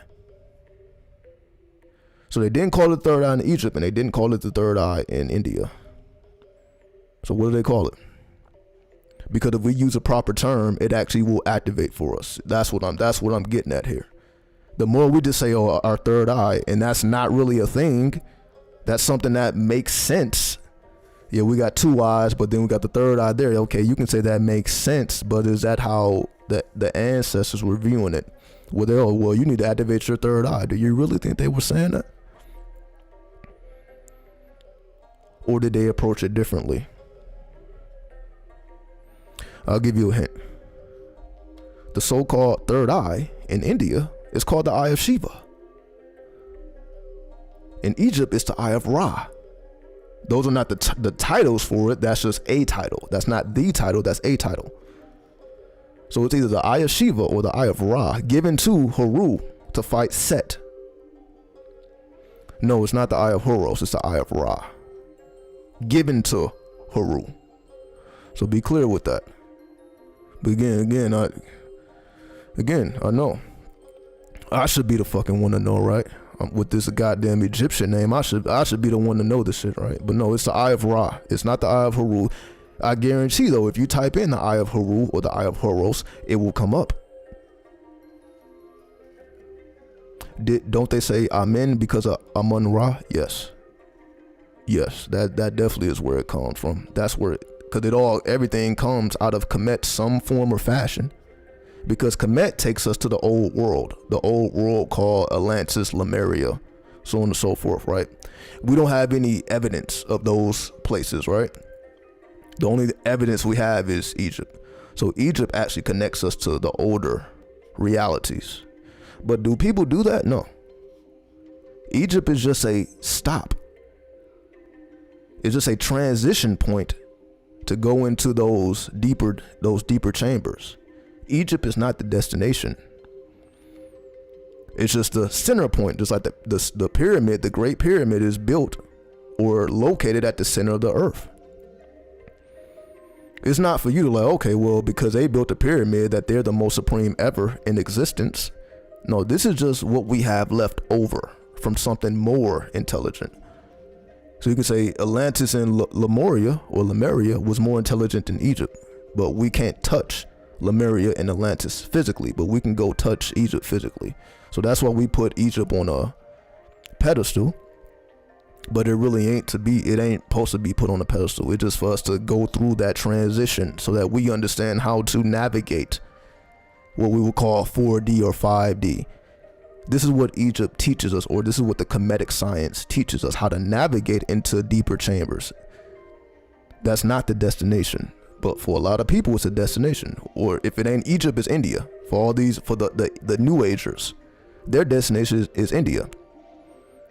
So everybody has like this destination. It's either India, it's either Egypt, Africa, China, whatever you subscribe to. Like it's this destination. There's no destination. That's why we study it all. That's why Egypt just represents everything as one.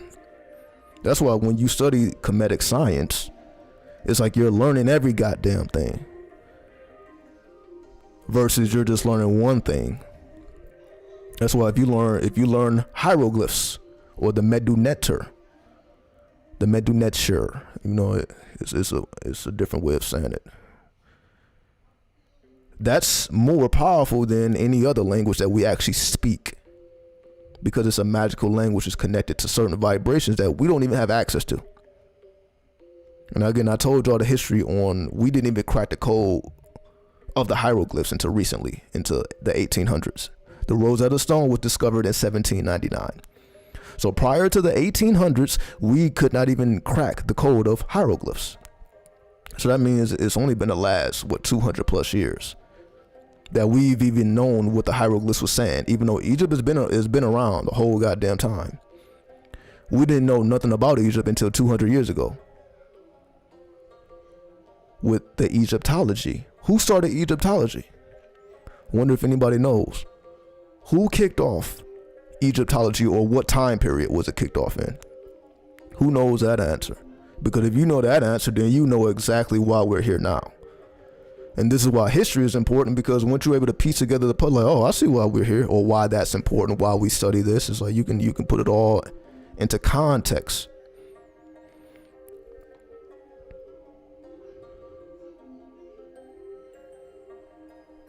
Have you done your, what is it,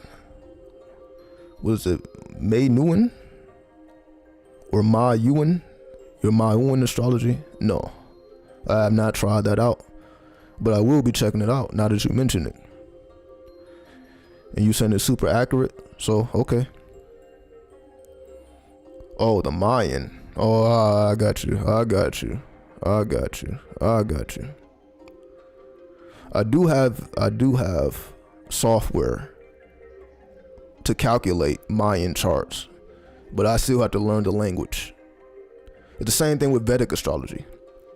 Vedic astrology has all these different terms.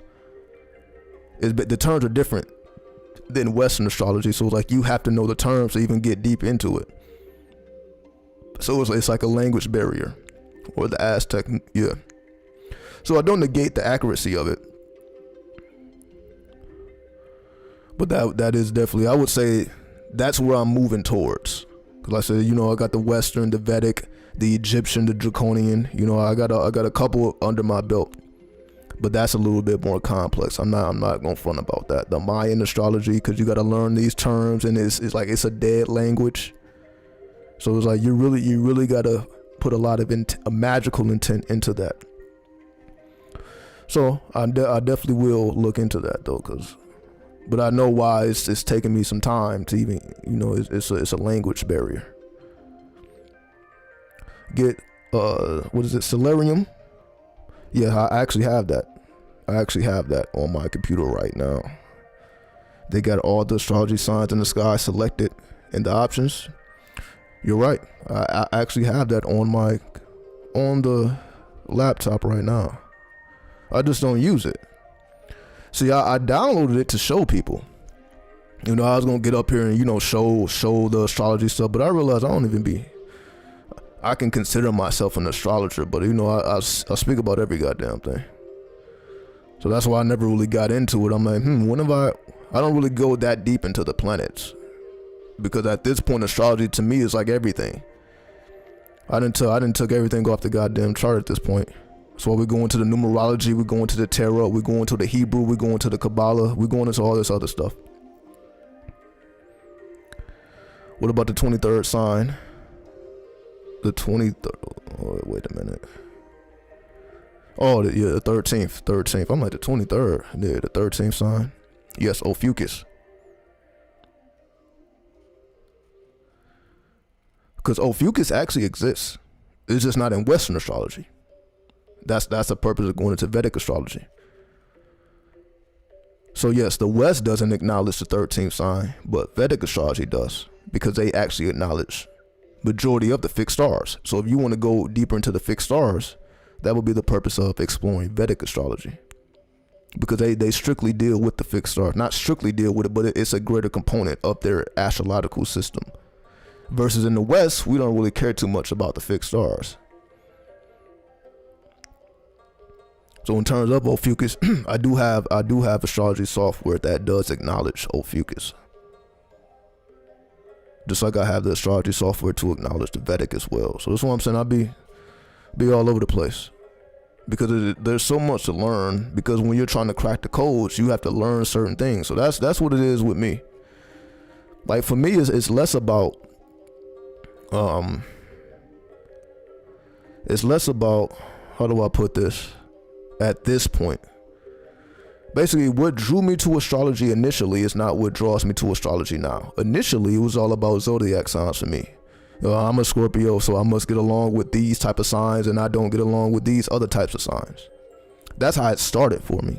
I just wanted to know who I would get along with and who I wouldn't get along with. But then it evolved into, okay, well, it really don't matter what they signs are, because now we got to deal with consciousness. So it may be an elemental difference. I may be a water sign dealing with a fire sign, so it may be an elemental difference. Fire and water don't necessarily get along. But when you activate consciousness supersedes the elements. So if consciousness can supersede the elements, that means you can get along with whoever the fuck you want to get along with once you adjust your consciousness to do so. Because you can say you can't change your zodiac sign, but you can damn sure change your consciousness. So because you can actually change your consciousness, then it's, you're not really concerned with the compatibility of elements. Now you're more concerned with, okay, well, what state of mind do I have to embody in order to gain access to energies that I may not have access to? So it becomes more of a conscious thing. And this is what we call alchemy, basically. So it started off as astrology, then it evolved into alchemy. But these are the three wisdoms. The three wisdoms are astrology, alchemy, and thuggie. Thuggie is communicating with the spirits, which I've been talking about for about 2 hours right now. You see, I still got this in my hand. But those are the three wisdoms: astrology, alchemy, thuggie. Communicating with spirits, knowing how to chart the stars, and knowing how to manipulate your own consciousness in accordance to those charted stars. That's why it's called the three wisdoms.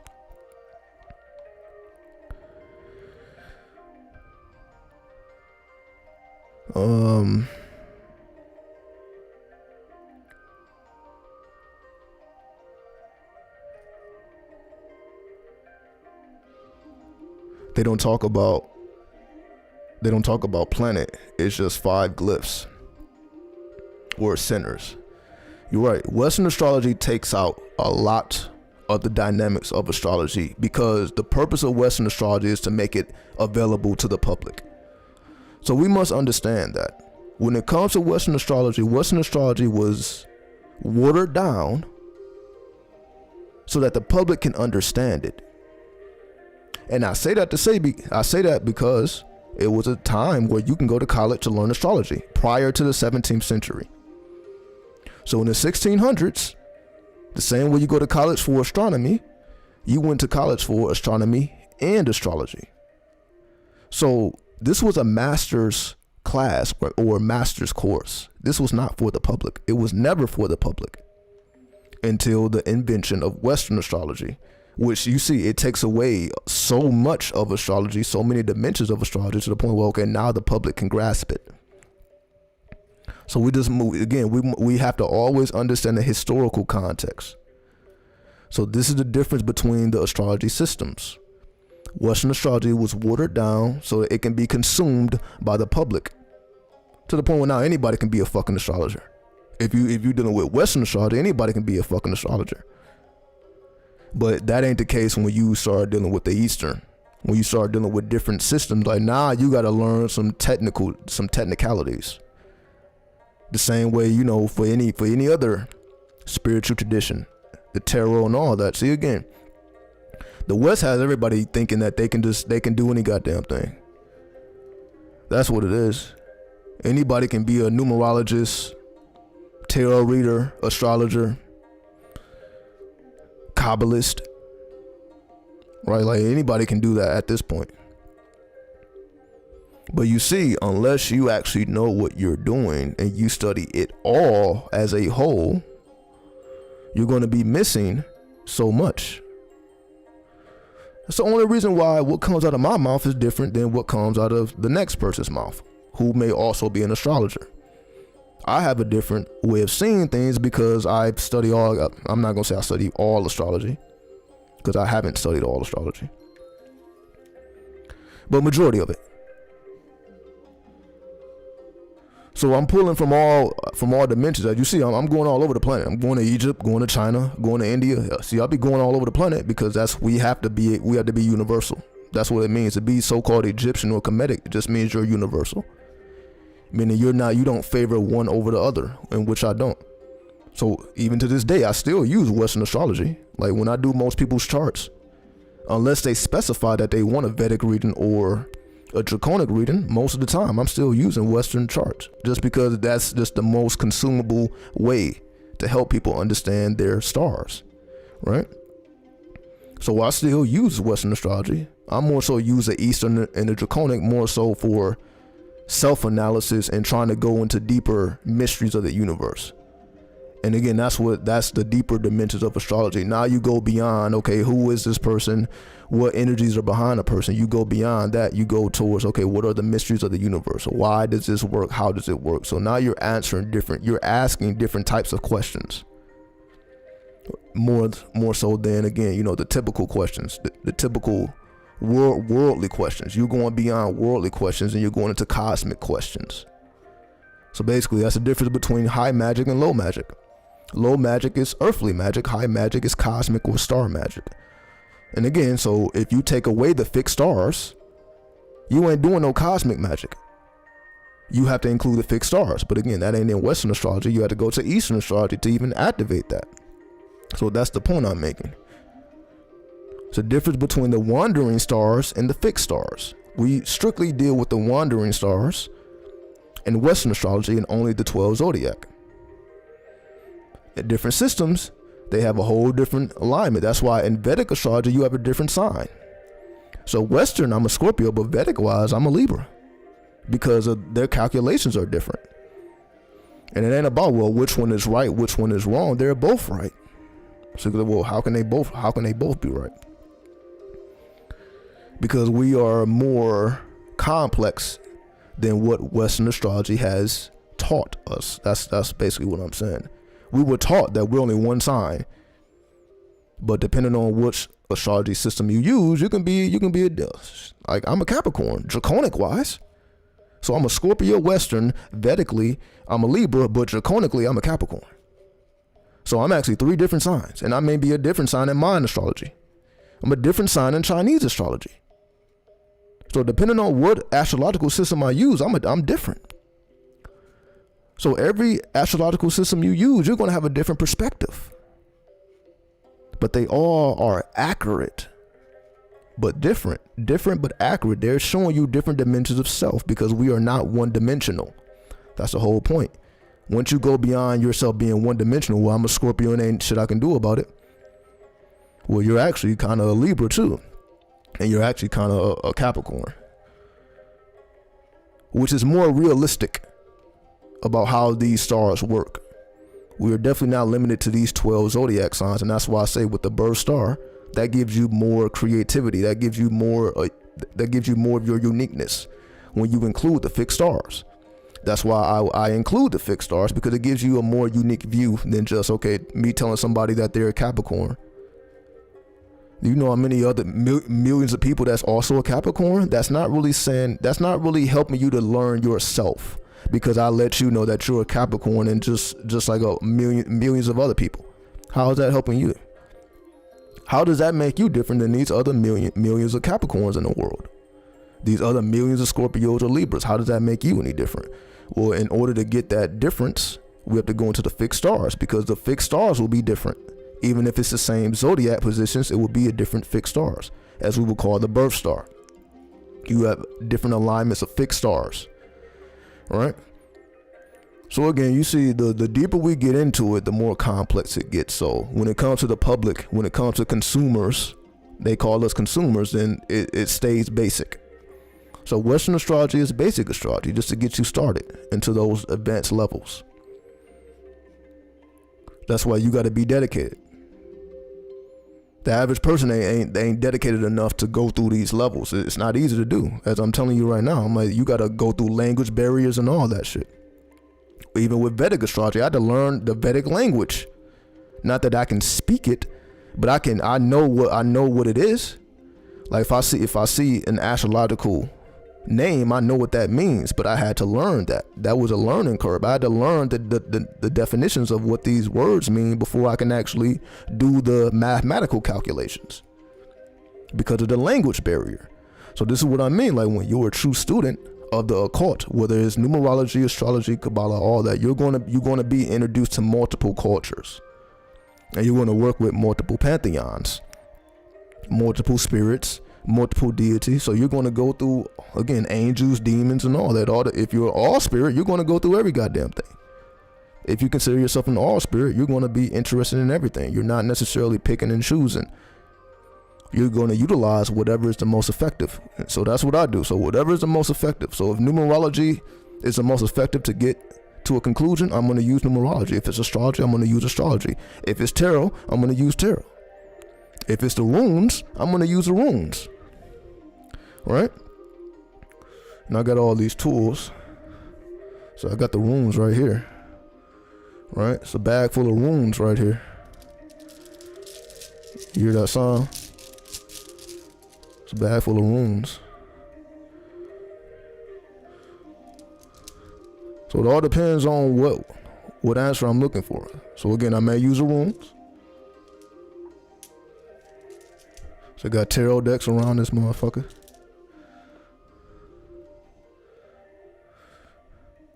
Angel deck. If I need to go to angels, I'm gonna deal with the angels.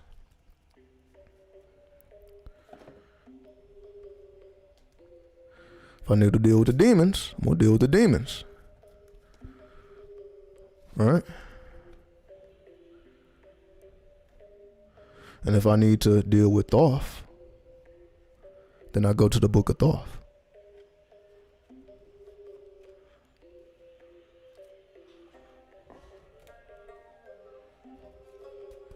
And you hear the Eastern influence in the background. You hear that beat?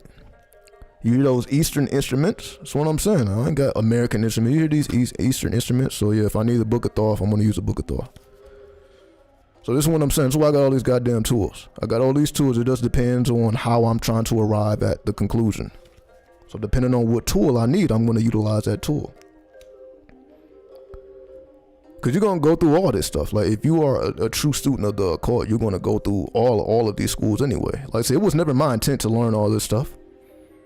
It just was really, what do they call it?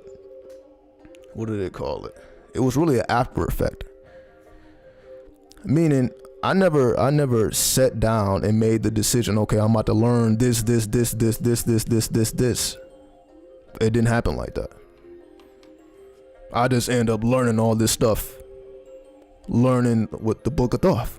It started with the book of Thoth. So, learning the book of Thoth, I started learning every goddamn thing. So that's really how it happened. It was never my intention to do that. So I didn't come into this trying to do any of this. This is just where I ended up as an after effect.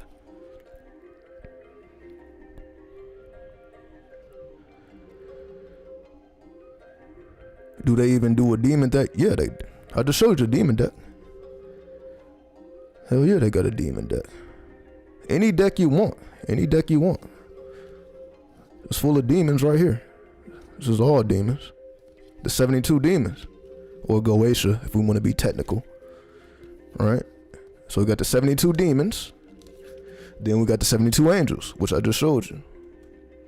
Alright? So I got the angelic and the demonic. Then I got the book of Thoth in the center, as we call the third path. Alright? So give me 1 second here. I'll be right back. Be right back here.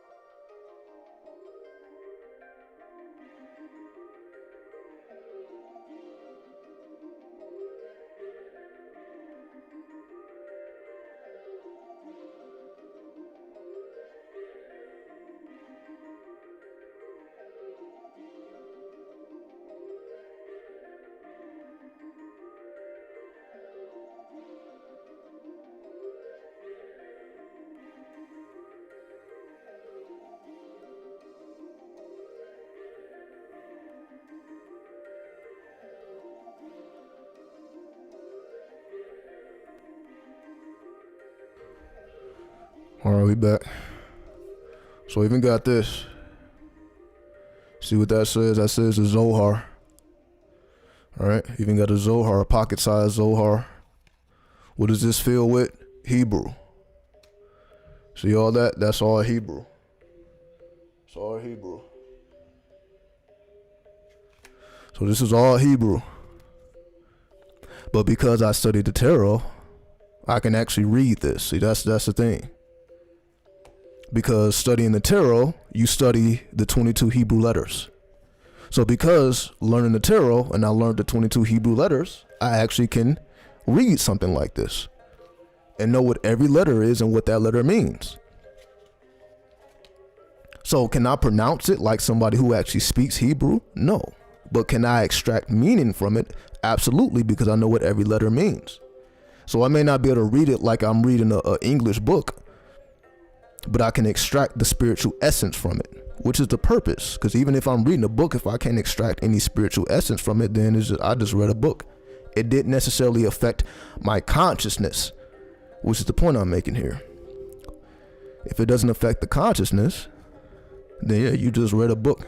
It's like no different than reading a magazine if it didn't affect your consciousness. Can you mix it with the angel deck and make a new way? Absolutely. You can do whatever type of reading you want. You're definitely not limited. So yeah, you can do angels, demons. It all depends on you, and that's why the tarot is so vast. You can say it's a tarot deck for any goddamn thing. Whatever you're into, there's a tarot deck. If you're into angels, you got angel decks. If you're into demons, you got demon decks. You know, if you're into, I don't know, there's all types of whatever culture you're into, there's a tarot deck. So it really you just get one that fits into what you're already familiar with, and it will help you advance with what you're already familiar with. That's the true purpose of tarot, other than fortune telling. It's the whole thing. Other than fortune telling,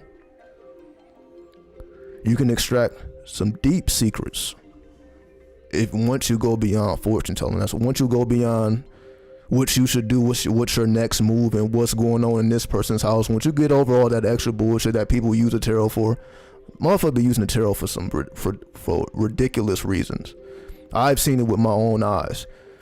People use the tarot for ridiculous reasons. I remember one time, like 10 years ago, it was just, I knew this woman. She was like, I'm into the tarot and shit. Then I asked her, I'm like, can you teach me the tarot? I remember at like 10, 15 years ago. Cause I'm thinking, oh, she's spiritual. She deals with spirits and all this stuff. You know her response was, she got spooky on my ass. She got spooky on my ass. Like she was insulted that I asked, can you teach me what you know? Got offended on my ass. Oh, that ain't how the spirit works. You know, you gotta be this, you gotta be that. Like it ain't, just went all off on me. So basically I didn't learn a goddamn thing from her. But this is a type of approach, like I run into people like this. I'm like, damn, like you extra spooky about this shit. There's some people that's extra spooky about this shit. But again, they do readings that's just oblivious at the same time. People that do that, you know what I mean? It's on fucking YouTube right now. Motherfucker be doing relationship shit. Or what is your man doing right now? They gonna do a fucking reading about it. Is your man cheating? Is your woman cheating? What are they doing right now? You got motherfuckers doing readings for shit like that. All day. Plenty of followers, plenty of people that listen to that shit. Like, that ain't how I use it. That ain't how I use it. I wish I would try to locate a motherfucker with a tarot deck. See what their whereabouts are. For personal reasons. I ain't talking about for public reasons. I wish I would do some shit like that. I'm just saying that shit like that I'm not interested about that. I have no interest. I can give a fuck about what's going on in anybody's household. That's just not something that I'm personally into. But again, for people that aren't, for people who just want to know what the fuck is going on in other people's bedrooms, maybe the tarot's for you in that way. But again, I just never cared about that shit. So that is silly. It's silly, but you see, it's all over YouTube right now as we speak. And I've seen it in real life. Like people just, I've seen women do full blown readings Like, I met some weird people. I met some very weird people with this shit. That's why when I do it, I'm like, man, how the fuck did they get to that conclusion? I don't know how motherfuckers got to these conclusions, because I'm like, I didn't get spooked out when I started fucking with the tarot, but the tarot has caused some strife. So I understand. I said, I whipped out a tarot deck and the motherfucker, I got put out somebody's house. Instantly. That's a tarot deck? Get the fuck in it. You gotta leave now type shit. So that has happened to me. Like, motherfucker, they don't want no parts of that. I'm like, damn, motherfuckers get extra spooky over this tarot shit. I didn't know until I had to go through some shit. Until I'm like, damn, motherfuckers really spooked out about this shit. So when I started getting into it, I'm like, what the fuck is so spooky about this shit? I don't know what the deal is. But again, there's different type of tarot readers. And what I mean by that is some tarot readers are mathematical and some are intuitive. So that's what I mean. So some people, they start drawing tarot and they see visions. They're Neptunian. So some people do tarot readings and they can see imagery. Again, they have different abilities. I've seen that too. So that's what I'm saying. It ain't just one way to approach the tarot. Like, just because I approach it strictly mathematical, like I'm using the Hebrew, I'm using the astrology. Everybody doesn't use Hebrew and astrology with the tarot. That's not mandatory. There's some people that just strictly got a tarot deck, don't deal with astrology, and don't deal with the Hebrew at all. They just strictly deal with the imagery of that tarot deck. So there's many different approaches. She's seen your power and didn't want to teach you. Well, that's what you think it was? That's what you think it was? That's what you think it was, like, oh shit, this motherfucker. But if that's what it, again, just having that mentality is weird as fuck to me anyway. As you see, I don't have that fucking mentality. You see, I be on this bitch hours teaching. You know what I mean? So I'm like, I don't know where the fuck that mentality comes from. Cause I'm like, oh, what the fuck? But again, my experience is different. So again, I don't want to shit on anybody else's experience, cause I guess some people just take this shit more seriously than me. Even though I think I take this shit seriously, but I guess some people really take this shit seriously. I ain't never had no fucking argument about the shit though.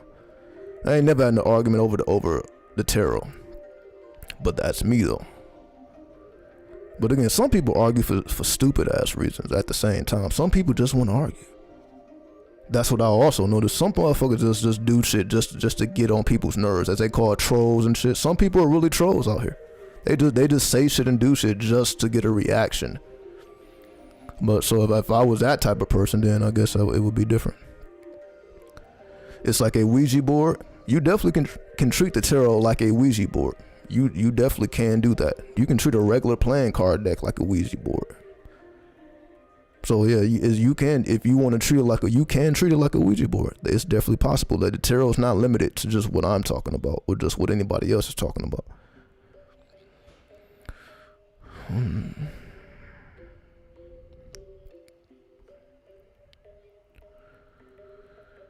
What about understanding rituals? Well, what about understanding rituals? The purpose of a ritual is just to charge your magical intent. That would be the purpose of performing a ritual. So if you are performing a ritual, the purpose of you performing a ritual is to charge your magical intent. So you use your tools, your chants, your incantations, whatever your tools are, and you're using those tools to charge whatever your magical intent is. That's why something is ritualistic, because it's going beyond the physical plane. You're seeking to manipulate invisible forces, not physical forces, invisible forces. So even though you're doing physical acts, the goal is rooted in the invisible, because your magical intent cannot be seen by anyone, so it is based in the invisible plane. So it must be charged. You must give it currency. You must feed it. You can do it all without rituals also. Yes, because all it takes is consciousness. But some people for some people need rituals just to get themselves in, you can say, that state of mind. Just like some people got to play music. You know, to get into a meditation, they may play a little music, you know, to get into trance. So that's why I say it all depends on how you get into trance. Some people use music. Some people don't need music. Some people need to chant. Some people don't need to chant. Some people need to smoke. Some people don't need to smoke. Some people drink. Some people don't. So essentially, if that's the case, anybody can do a ritual, and anything can be considered a ritual. So that's why every time I smoke, it's a ritual. That's why I don't smoke haphazardly. That's why you see I'm on here 2 hours. I've been having this same goddamn joint in my hand, because I'm like, I am not going to light this up if it's not ritualistic. That's the whole thing. If I was just about, okay, I just need to smoke weed because I'm just trying to get high, I would have been lit this shit up. I would have been did that. But if it's not spiritually charged, I'm not even gonna smoke it. But that's just how I train myself. That's how I train myself. So I don't ever light up a joint or anything without a spirit being attached to it, because I just been doing it for so long. Did I start off doing that? No. My earliest days smoking, I probably started doing that in like 2015. Yeah, like 2015, when I started working with the Dead Hip Hop Spirits. It's on the channel. For those who want to do their history, it's on the channel. But yeah, I started doing it because I realized there was a difference. I'm like, damn, when I call out these dead members, my high is different. So I started calling out dead hip hop artists. Right? And I'm like, man, when I do this, my high is different. Then when I smoke without saying anything, it's different. I'm like, it's stale. I'm like, to the point where I don't even, if a spirit ain't attached, I can't even smoke. Well, it's not that I can't smoke, but I choose not to. Because I'm like, it's dull. Like, I don't smoke to get high. Like, smoking is not pleasurable for me. Like, for some people it is. It's not for me. It ain't physical at all. I'm like, I ain't getting high and all that. And even if I am, that ain't the goal. The goal ain't just to be high out of my mind, cause I can be high, just to get a pleasurable experience. That ain't why I do it. If I did it for that reason, I wouldn't have so many notes. I got like 2,000 notes. Like I've been showing y'all. And my phone, in this phone alone, it's like 2,000 notes.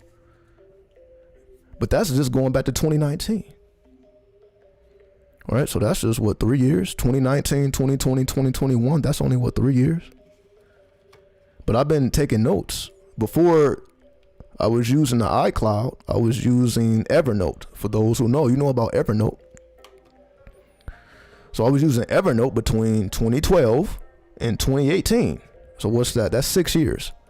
So I got 6 years worth of notes in my Evernote account that I barely even access, but they're there just in case I ever need it.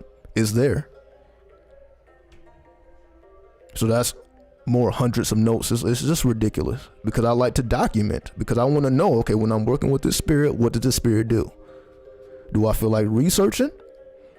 Do I feel like grabbing a tarot deck? Do I feel like going out and taking a walk? I'm like, what would be the purpose for me to activate the spirit again? That's why I take so many notes. Because whenever a situation comes, like, all right, I need to tap in.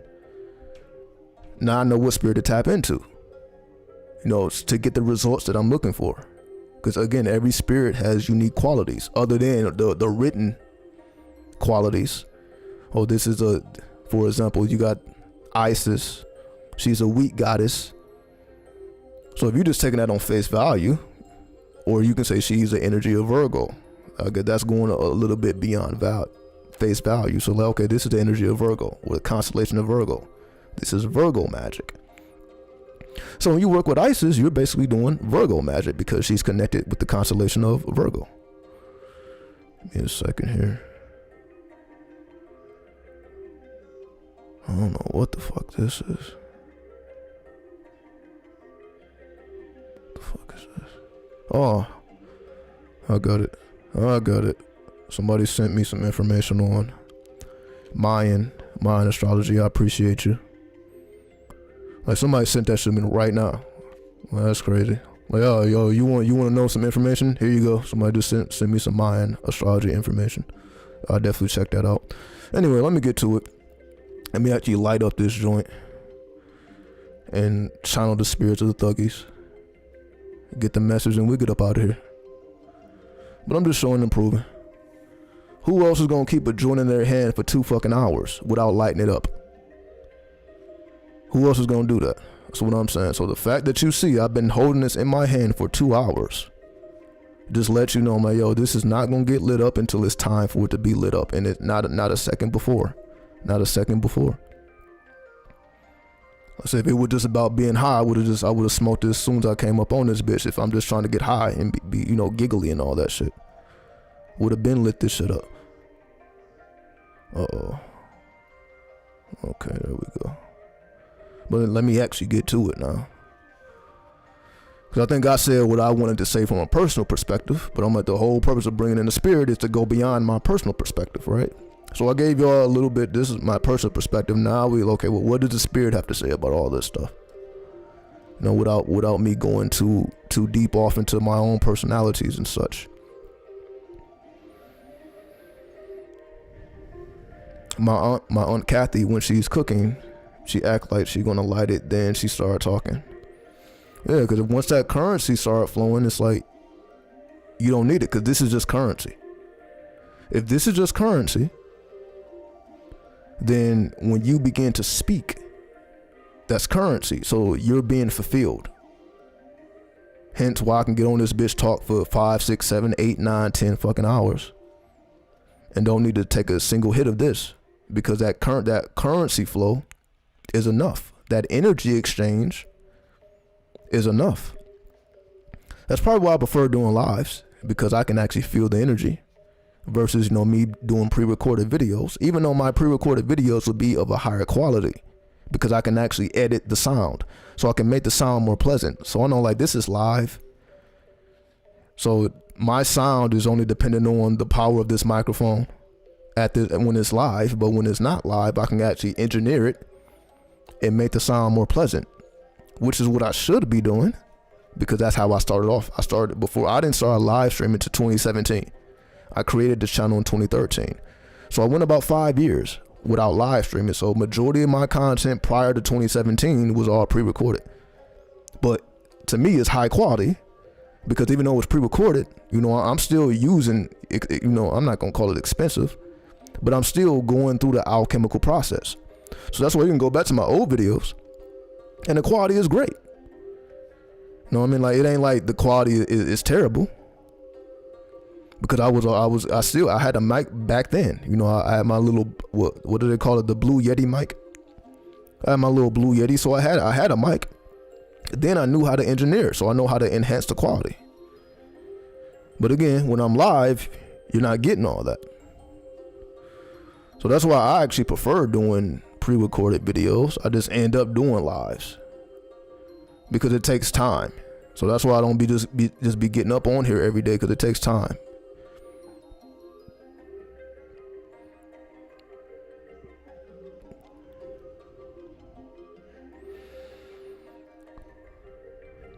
So the mentality when approaching things for a better or higher benefit. That's the approacher desire. So let me read that again. So the mentality when approaching things for a better or higher benefit, that's the approacher desire. When you're talking about magical intent. So the whole purpose of magical intent is just you rooting yourself in something beyond the physical, meaning your foundation is not in the physical plane.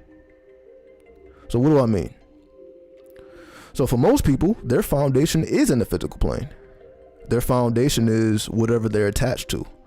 So if they're attached to their job, they're attached to their family, they're attached to whatever person, place, or thing in the physical world.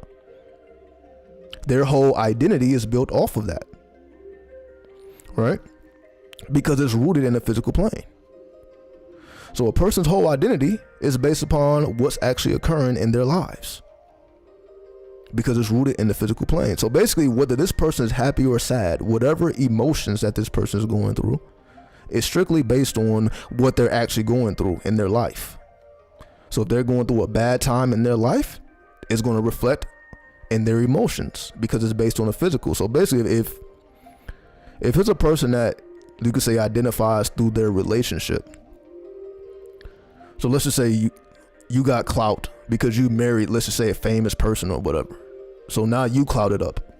You got your clout due to your marriage.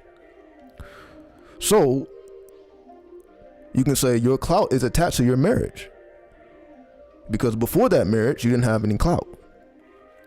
So now, if that relationship becomes, you can say, rocky, if it becomes unstable, now the person is unstable. Because their stability rests in their ability to be connected with another person, this particular person, right? So if it ever comes a time when they are no longer connected to this person, now again, things become kind of shaky because their root is in the physical plane. If, for example, your root is not in the physical plane, meaning it don't matter what the fuck you're going through, you're consistent. You can be going through a terrible time, but you're consistent. You can be going through a pleasurable time, and you're consistent. Because it's not based on the physical plane. It's not based on what you're actually going through physically. It's actually about the magical intent. Your focus is only on your magical intent. You're not focused on what the in-between steps, the in-between, like, okay, who you got to argue with, who you got to go through. Like, you're not connected with any of these things because you have a magical intent solidified already, which can't be changed. So if your partner leaves you, same magical intent. You gain a new job, magical intent is still the same. So it's like, irregardless of what's going on in your personal space, your magical intent keeps you rooted and keeps you consistent so that you don't fall off, as they say. Because a lot of people fall off because when they actually get what they desire, they stop. So let's just say you've been desiring a car, you get the car, and then you stop activating your magical intent. That's not what you're supposed to do, but that's what a lot of people get caught in that cycle. You put all this energy into manifesting something. When you actually acquire it, you stop. But you stop the currency exchange between you and your magical intent. And then you transfer it to the actual object, which is what you're not supposed to be doing. Because you couldn't focus on the object before you had it. So if your magical intent, let's just say, is to get a car, and you get that car, now you're only focused on the car that you got. Now you become attached to the car. Now you start going in reverse.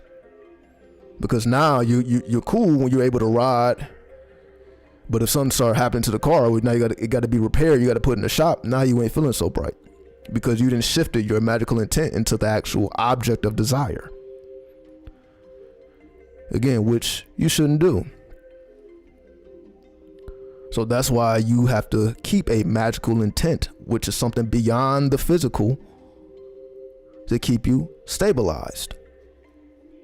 So for example, if your magical intent is wisdom, we ain't even got to make it about nothing material.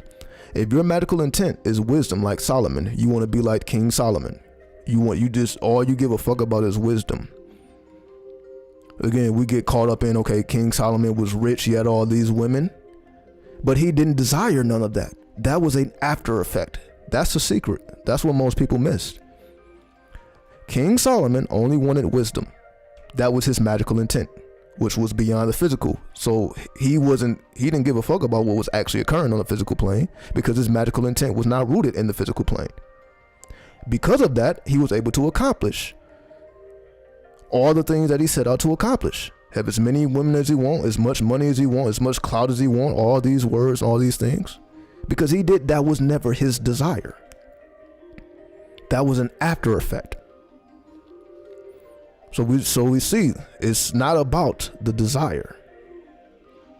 It's about the magical intent. Because if your magical intent is on wisdom, once again, everything you obtain, keeping your magical intent on wisdom, which is actually more beneficial than the actual physical objects. You still got people trying to get material things, not realizing that the material thing is an after effect of the magical intent.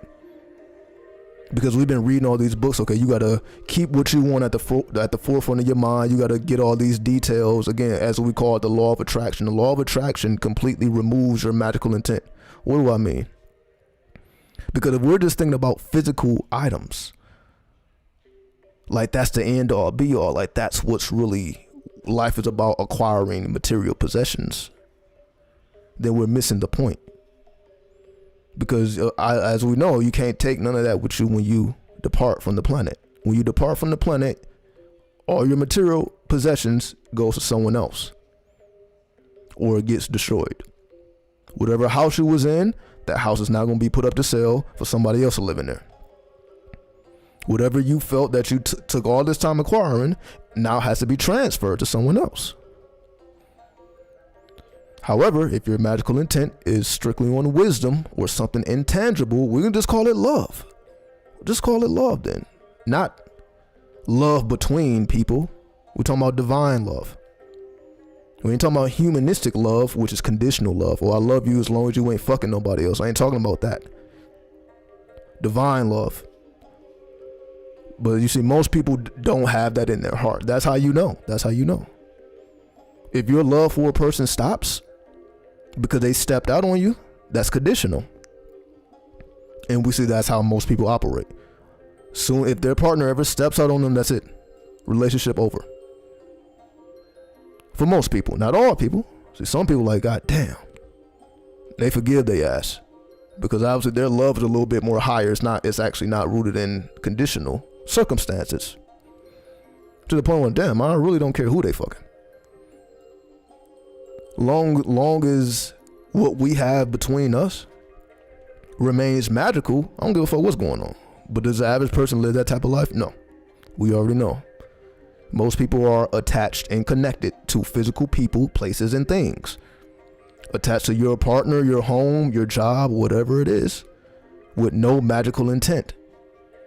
And that's what begins to weigh on people. That's how people have midlife crisis and all type of shit going on. Because they don't have a magical intent. Then you get a reminder you get a divine reminder. A midlife crisis is a reminder. You know you ain't supposed to be doing this right now. You know that there's actually something else you should be doing. Then you have to actually deal with that, because it ain't gonna go away. Because you will be reminded you're here to do something other than just drive a nice ass car or to have a nice woman or man at your side. That is not your goal for living. That's not your goal for reincarnating on this planet at this particular time. That may suit you personally. You may personally enjoy that. That may be a personal pleasure. But that's not why you're here. You didn't come into this world to just strictly deal with personal pleasures, because all this is temporary. That's why they call it Maya. So why get caught up on something that is temporary, something that's not eternal? A magical intent is eternal. So if your magical intent is knowledge and conversation of your holy guardian angel, that's way different than saying my magical intent is trying to attract some type of physical object or some type of physical person. Most people is locked into that paradigm. That's why they don't give a fuck about teaching the law of attraction. That's not magical. It's not magical. Unfortunately, it's not. Because the law of attraction is somehow still based in materialism. How many people you know is using the law of attraction strictly for wisdom? Damn, I don't want nothing but knowledge. Fuck these women, fuck these men, fuck all this other shit. Not that you're not going to have it, but that's not your magical focus. It ain't too many people with that magical focus, I guarantee it, because this world is tempting. As we all know, this world is tempting. So motherfuckers, it's hard to keep your mind off of all of this temptation, as they say, right? It's not easy to do. So that's why most people have a problem with that. That's the whole purpose of seeking spirituality. You seek spirituality, or as they saw God's love, because that's when people started getting it. Motherfuckers who wasn't religious. This is why you see like older people, they start going back to church and shit. You ever wonder why that happens? Like, damn, you denounce Christ your whole fucking adult years. Just when you become an elder, to go right back into the church that you've been denouncing for 20, 40 years. Why? Is it that they're afraid of death and they're trying to get cool with God now? That their personal pleasures is already satisfied to the point where that don't necessarily give them pleasure anymore? Eventually that car will be an old car. That new home will become a old home. That new wife or new husband becomes the old wife or the old husband. Everybody ages. So when those things that just took up all of your time and all of your energy no longer interest you in the same way that it did before, what's left if you have no magical intent? Hence why we see so many people with, you can say, all the money that you can fucking spend doing stupid ass shit. Just look at fucking TMZ, look at the news, and look at all these so-called celebrities. They clearly can't get this shit right. In stupid ass relationships and stupid ass partnerships and just doing stupid shit. But this is what most people seek to be, because a lot of people look up to these celebrities. So everybody doesn't see it as a problem. They motherfuckers, some people just want to have problems. Let's just call it what it is. Some people just love being in front of the camera. Some people just love being messy. It don't matter how messy they are. They would rather, what do they call it? What is it? Bad attention is better than no attention. Some people have this philosophy. They would rather be in the news for something negative than not being in the news at all. Right? So this is why these type of people are, again, there's no magical intent. Without a magical intent, eventually your intentions will change. What do I mean?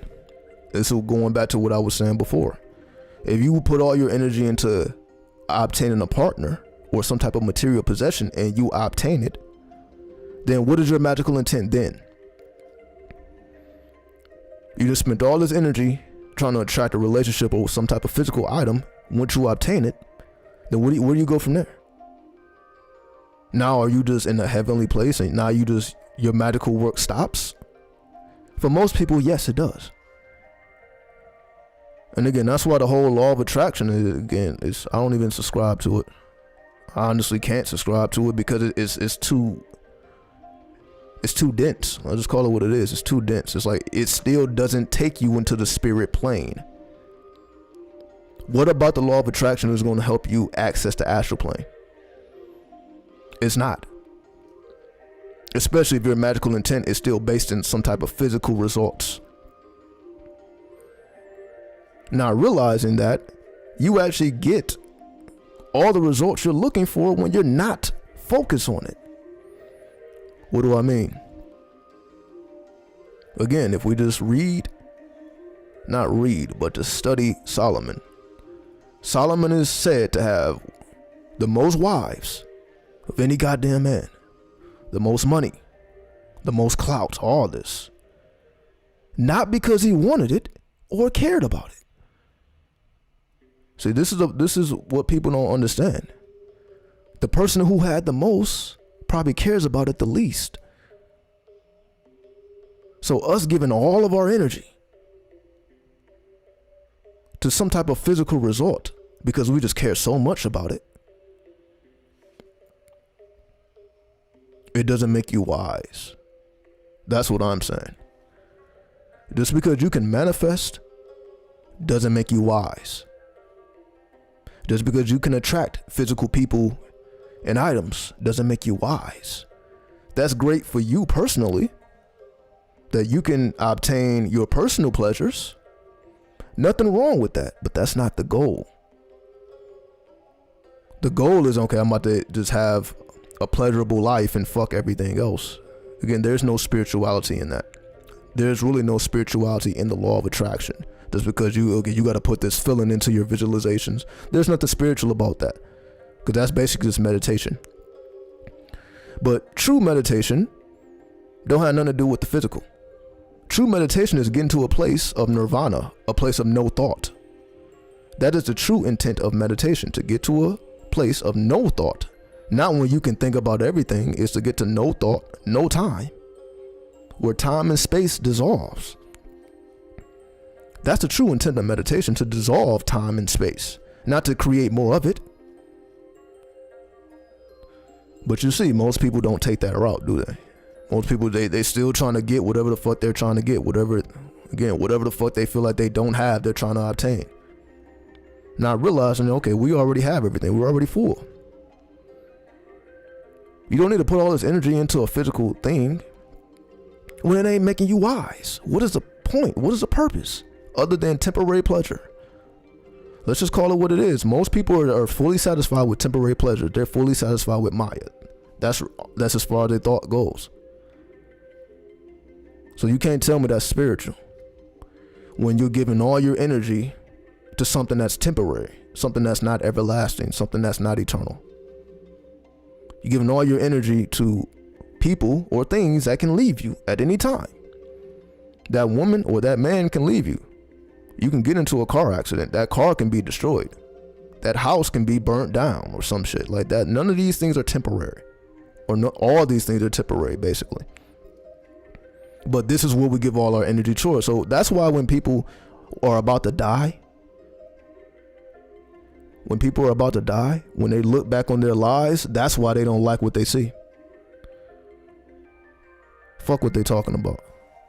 I'll light this up now. On that note, when people are on their deathbed and they're analyzing their life, like, damn, I did a lot of stuff, made a lot of money, fucked a lot of bitches, cool. But when they become more spiritual, as you get closer to death, you become more spiritual because you're about to go into the spirit plane. So you start to adjust and adapt to that, to the point where now you really can't enjoy all the stuff anymore. You're not even going to really want to do it anymore. You really don't give a fuck about driving around just showing off no more.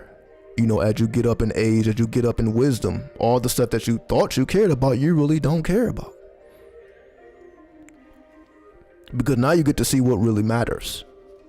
When you approach death, now you see what really matters. Now you realize, like, damn, I did all this physical stuff, but I'm still empty spiritually. You're still empty spiritually. Because you didn't do any spiritual work. All you did was manipulate Maya. And I'm like, is that really spiritual?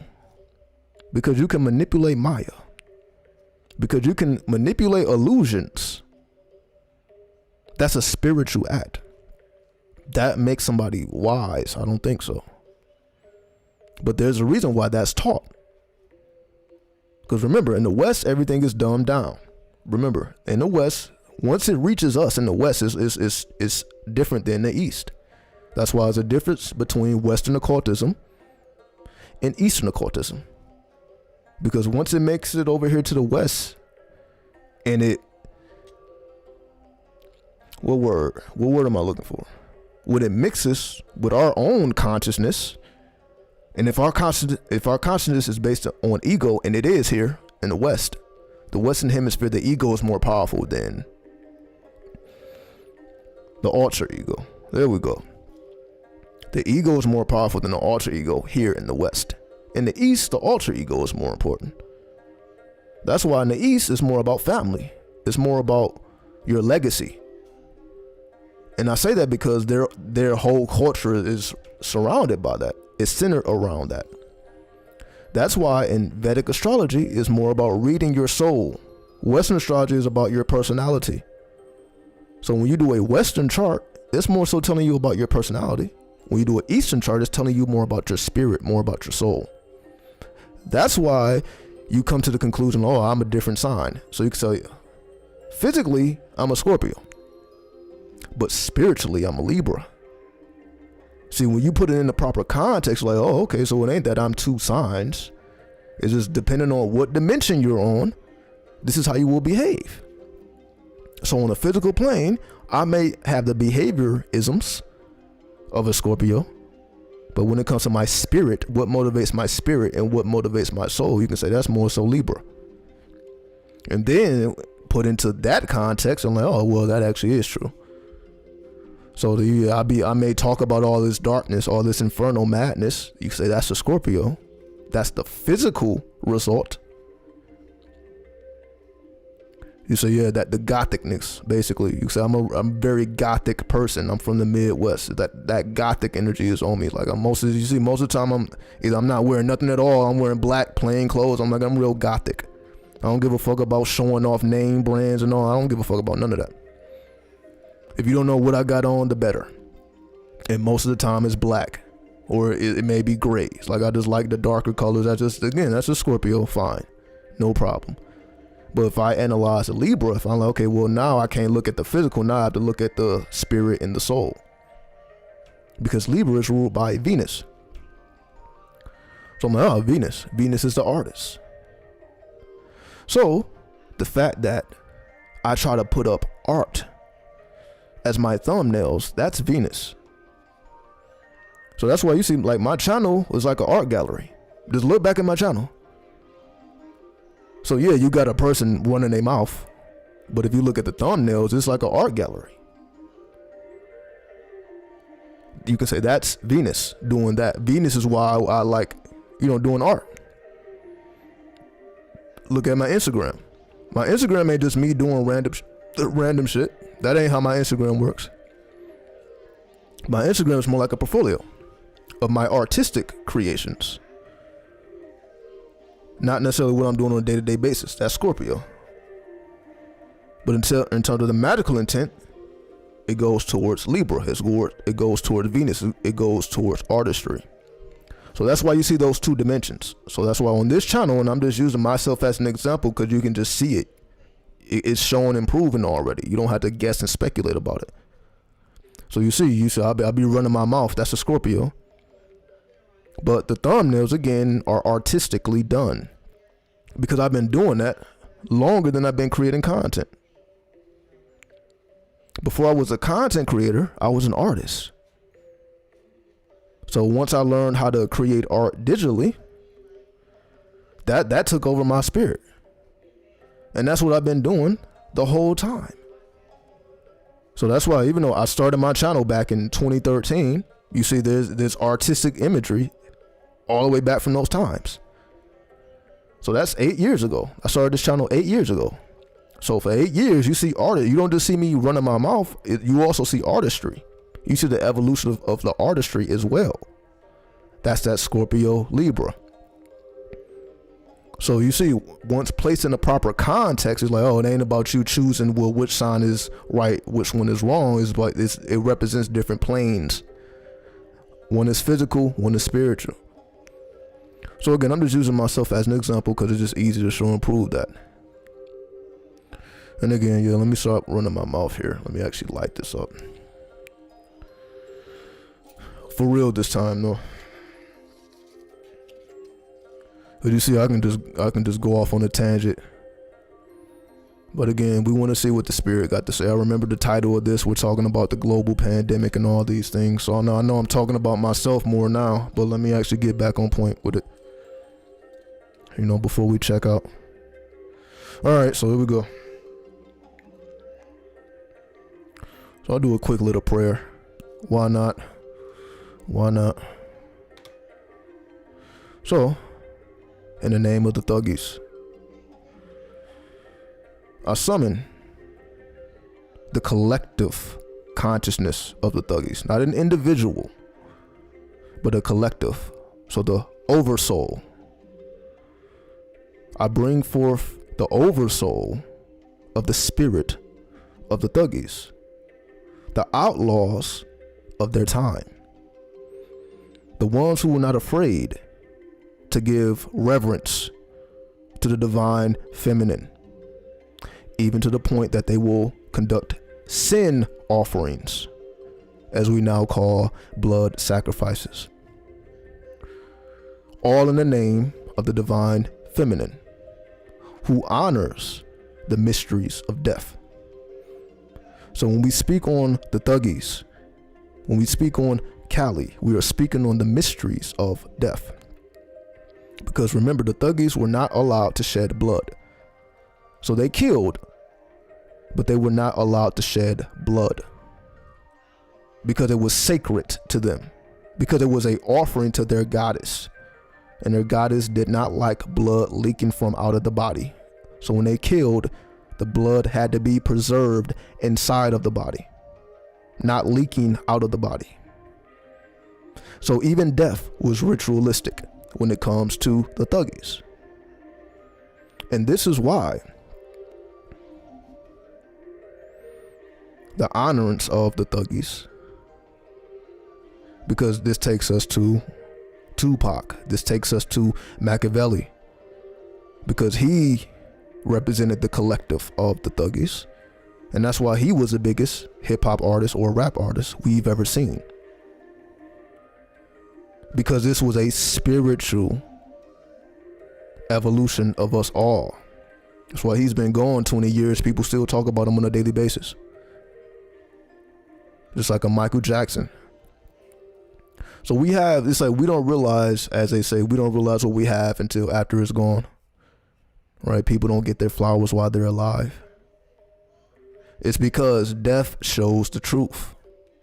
That's why. Because that's why, when these people were alive, people were accusing them of all type of stuff. They was accusing Pac of rape. You know what I mean? Pac didn't necessarily have the best character in terms of how the public was perceiving him. Everybody, not necessarily the whole public, but most people, I'm not even gonna say most people. It's most people probably, but again, it all depends on who you consider most people. So again, I don't want to put nothing out there that is inaccurate. But no, it's like not like a prayer now. I'm just talking. I'm just giving a little history. So we're going to bring forth the spirit of the thuggies and see what they got to say, if anything at all. And then we'll check out after that. So I'm going to take a sip. I'm going to take a little sip of some liquids. And what's up, Android Queen? I'm going to take a little sip of something. And we'll be good. Let's see.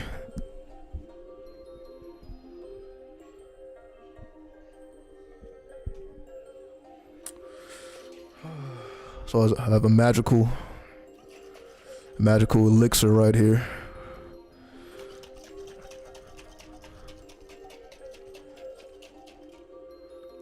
So this is some water with some added ingredients to help this process.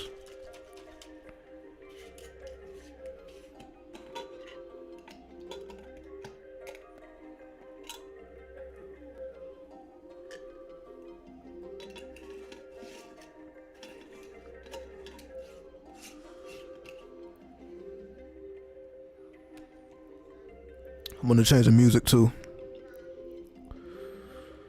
Stay safe. Hope all is well with you. Absolutely. You as well. I ain't gonna tell nobody to stay safe, but stay dangerous. That way you keep motherfuckers off you. Stay dangerous. Let a motherfucker know you will fuck some shit up. If you even think about trying it, you will destroy every goddamn thing. So stay dangerous. Alright. Let me change this music. Let's see what we got. Let's see what we got here.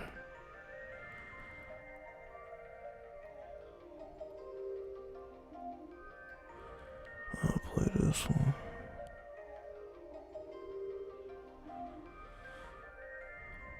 It was like I don't know. It's like I have a title for all these beats I made, but I don't remember them. Just off of the titles, like I have no idea what these beats are. Let's see. Can I play something else? Yeah, cause I have no idea. Let's see. So just give me a second here.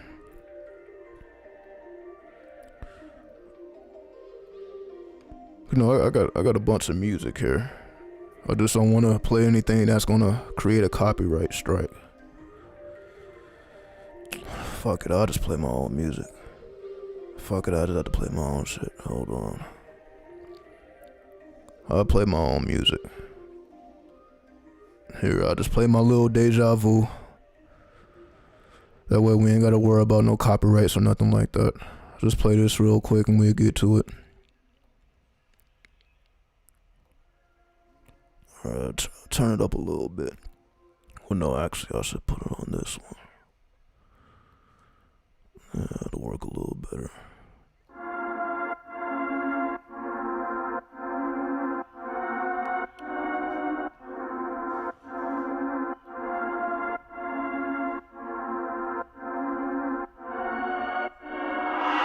What's up, Chief? You know my city atomic. Wait, before we go in, what's up, Chief? What's up? Alright, let's go in.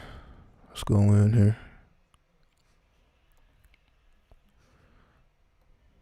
We radiate them comets, make the lyrics go supersonic. Shift to the earth, call it plate tectonics. Whoa, beat so astronomic, yo. Trying to grow hydroponic, both trans, call it nirvanic dose. Griffin and serpent typhonic coast. Deja vu, watch as I cast it, juju. King of the heavens, call me Anu. Started with the demons like Rahu. Spirit to the left, issues. Journey to the planet Nibiru. That conjure man, the hoodoo. Clone nigga two like Mewtwo. Deja vu, watch as I cast it, juju. King of the heavens, call me Anu.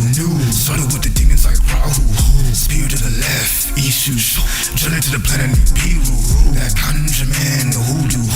Clone nigga two like Mewtwo.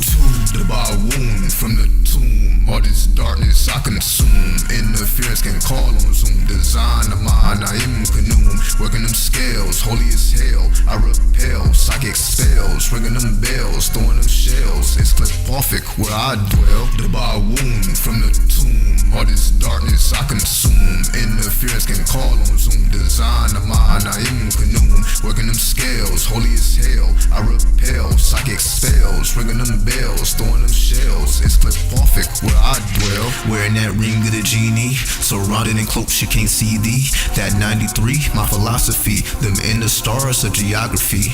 I'm invoking them sacred names, level my mental reversing planes. Infamous, fuck all that clout and fame. The Kiyama, I set the whole world aflame. Captain soul, I transcend with my energy. Noah's Ark and I speak metaphysically. Underworld, you know who that ruler be. Hello Cyrus, I resurrect sexually. Others listen, the chosen receive it.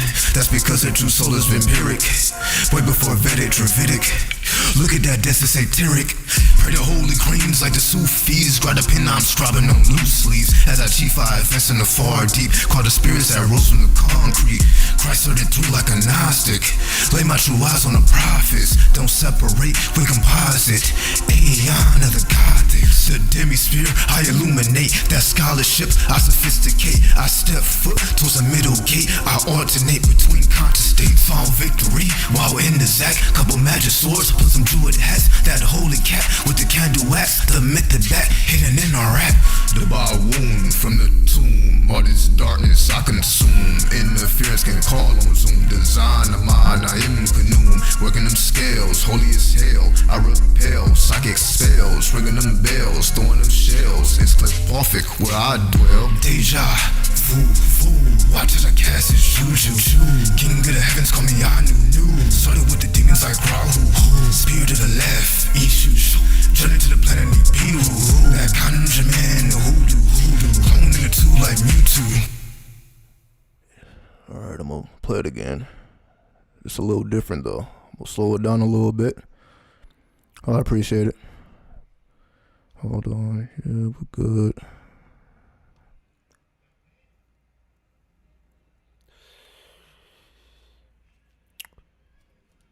Alright, let me run it back.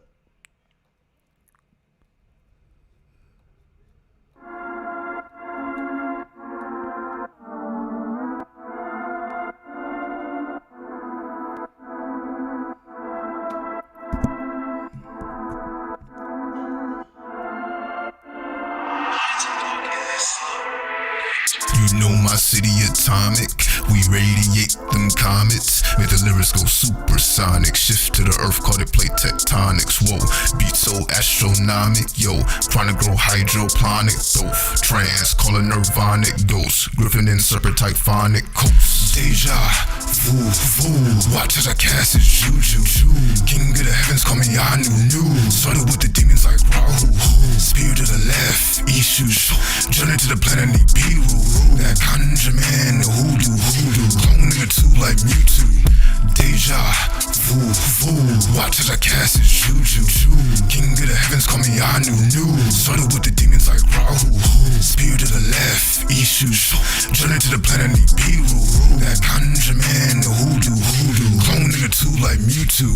The bar wound from the tomb. All this darkness I consume. Interference can call on Zoom. Design of mine, I am Canoom. Working them scales, holy as hell. I repel, psychic spells. Ringing them bells, throwing them shells. It's clipophic where I dwell. The bar wound from the tomb. All this darkness I consume. Interference can call on Zoom. Design of mine, I am Canoom. Working them scales, holy as hell. I repel, psychic spells. Ringing them bells, throwing them shells. It's clipophic where I dwell. Wearing that ring of the genie, surrounded in cloaks you can't see thee. That 93, my philosophy. Them in the stars of geography. I'm invoking them sacred names. Level my mental, reversing planes. Infamous, fuck all that clout and fame. The Kiyama, I set the whole world aflame. Captain soul, I transcend with my energy. Noah's Ark and I speak metaphysically. Underworld, you know who that ruler be. Hello Cyrus, I resurrect sexually. Others listen, the chosen receive it. That's because their true soul is vampiric. Way before Vedic, Dravidic. Look at that, that's a satiric. Pray to holy creams like the Sufis. Grab the pen, I'm scribing on loose sleeves. As I chief, I advance in the far deep. Call the spirits that rose from the concrete. Christ heard it through like a Gnostic. Lay my true eyes on the prophets. Don't separate, we composite. Aeon of the Gothics. The demisphere, I illuminate. That scholarship, I sophisticate. I step foot towards the middle gate. I alternate between conscious states. Found victory while in the Zack. Couple magic swords, plus some druid hats. That holy cat with the candle wax. The myth, the back, hidden in our rap. The bar wound from the tomb. All this darkness I consume. Interference can call on Zoom. Design of mine, I am Canoom. Working them scales, holy as hell. I repel, psychic spells. Ringing them bells, throwing them shells. It's clipophic where I dwell. Deja vu, vu. Watch as I cast his juju. King of the heavens, call me Anu. Started with the demons like Rahu. Spear to the left, Ishu. Journey to the planet Nibiru. That conjure man, hoodoo. Clone nigga two like Mewtwo. Yeah. Alright. It's clipophic. Oh, that's funny. Alright, I'm gonna play it again. But I'm gonna speed it up this time. I'll speed it up. So I still got a little bit here left. So we'll be ready in about 2 minutes. Alright, here we go.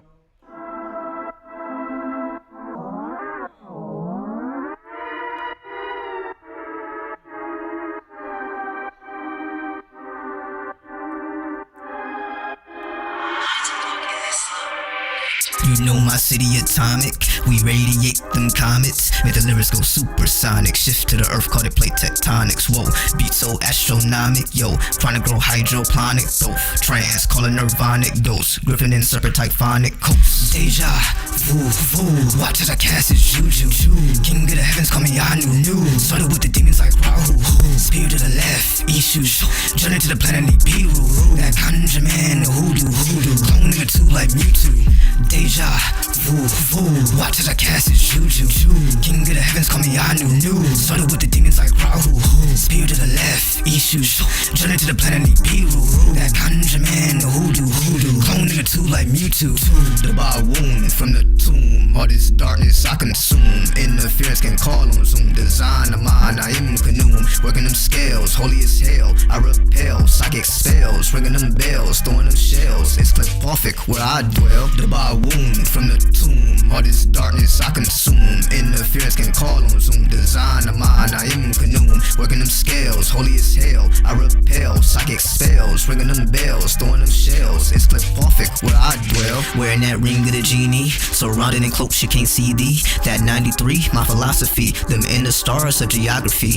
I'm invoking them sacred names, level my mental, reversing planes. Infamous, fuck all that clout and fame. The Kiyama, I set the whole world aflame. Captive soul, I transcend with my energy. Noah's Ark and I speak metaphysically. Underworld, you know who that ruler be. Hello Cyrus, I resurrect sexually. Others listen, the chosen receive it. That's because the true soul is vampiric. Way before Vedic, Dravidic. Look at that, that's a satiric. Pray to holy creams like the Sufis. Grab the pen, I'm scribing on loose sleeves. As I chief I advance in the far deep. Call the spirits that rose from the concrete. Christ heard it through like a Gnostic. Lay my true eyes on the prophets. Don't separate, we composite. Aeon of the Gothics. The demisphere, I illuminate. That scholarship, I sophisticate. I step foot towards the middle gate. I alternate between conscious states. Found victory while in the Zack. Couple magic swords, plus some druid hats. That holy cat with the candle wax. The myth of that hidden in our rap. The bar wound from the tomb. All this darkness I consume. Interference can call on Zoom. Design of mine, I am canoe. Working them scales, holy as hell. I repel, psychic spells, ringing them bells, throwing them shells. It's clip perfect where I dwell. Deja vu, vu. Watch as I cast this juju. King of the heavens, call me Anu.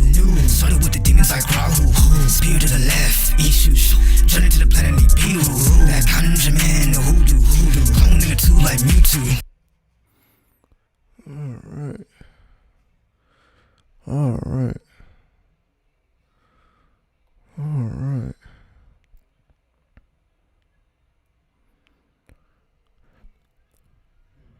Yeah, no problem.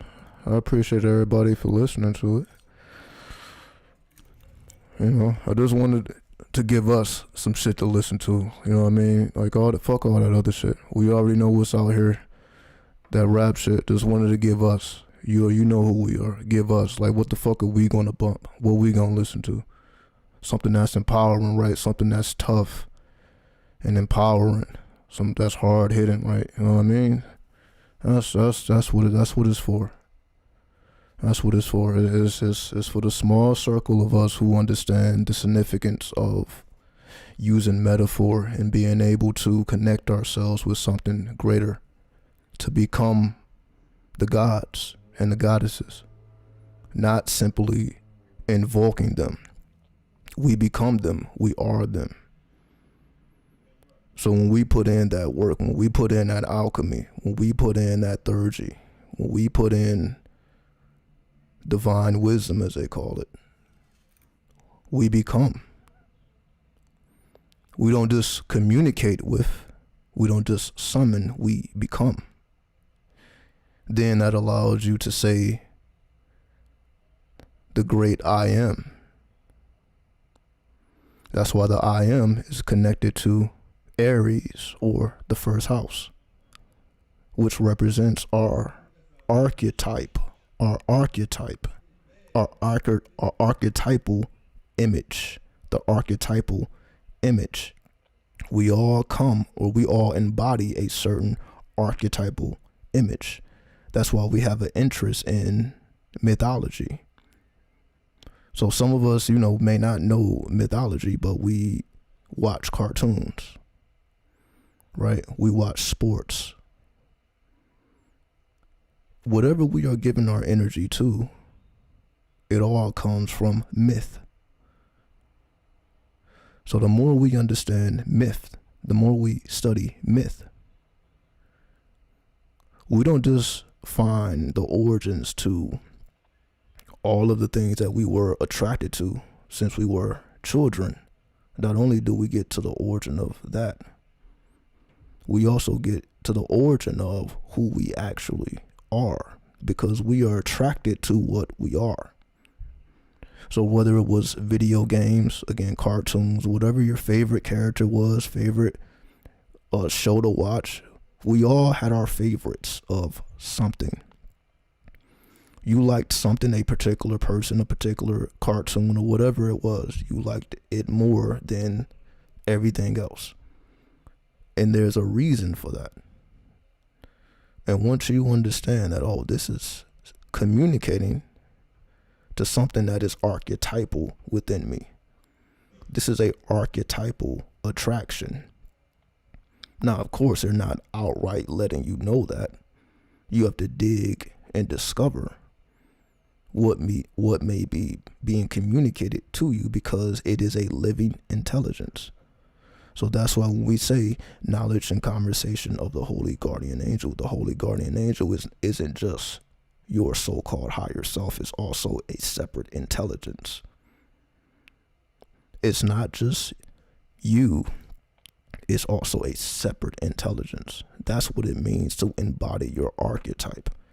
You embody your archetype because that's you saying, this goes beyond who I am in the physical. So that means once you depart from your physical vessel, what is it that you become? Because we understand there is no death. So if there is no death, that means in death we become. What is it that you become at death or in death? None other than your archetype. And how deeply you know what your archetype is, basically your journey to the stars. So when we say we are all stars and we all come from stars, that means we return to the stars.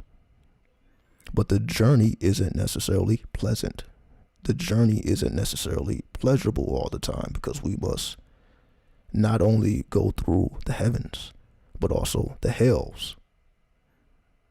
And again, so this is the purpose of why we will write something like the Book of the Dead, or while we bury people with gifts. So whether it's a tomb, or whether when you pay respects to your ancestors, when you go visit the graves of those who are gone and you leave flowers for them, why are you leaving flowers?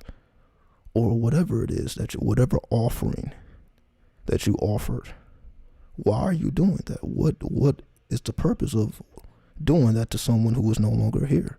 Because we have an inner knowing that their currency still exists. They exist in a form of currency. And their bones, we visit the grave sites because the grave holds the bones, and the bones hold the genetic structure, the genetic blueprint, not just of your actual family lineage, but your divine or your star lineage. So our star lineage is also within the bones. And because the star lineage is within the bones, that's the whole mystery of what we will call the crystal skulls. The 13 crystal skulls. So we mentioned about the 13 earlier, going from the 12 and acknowledging that 13th degree. That 13th degree, 13 crystal skulls. So that means the bones have become crystals. And a crystal holds information, and it is a certain frequency. It holds the vibration of a particular planetary frequency, a star intelligence. So crystals are, you can say, gateways to star intelligence, because every crystal can be connected to a certain planet, and some crystals are connected to stars. They hold those they are miniature frequencies of divine intelligence. So this is why we work with crystals. And again, the same applies to the tarot. The same applies to astrology, numerology, any divine system of divination.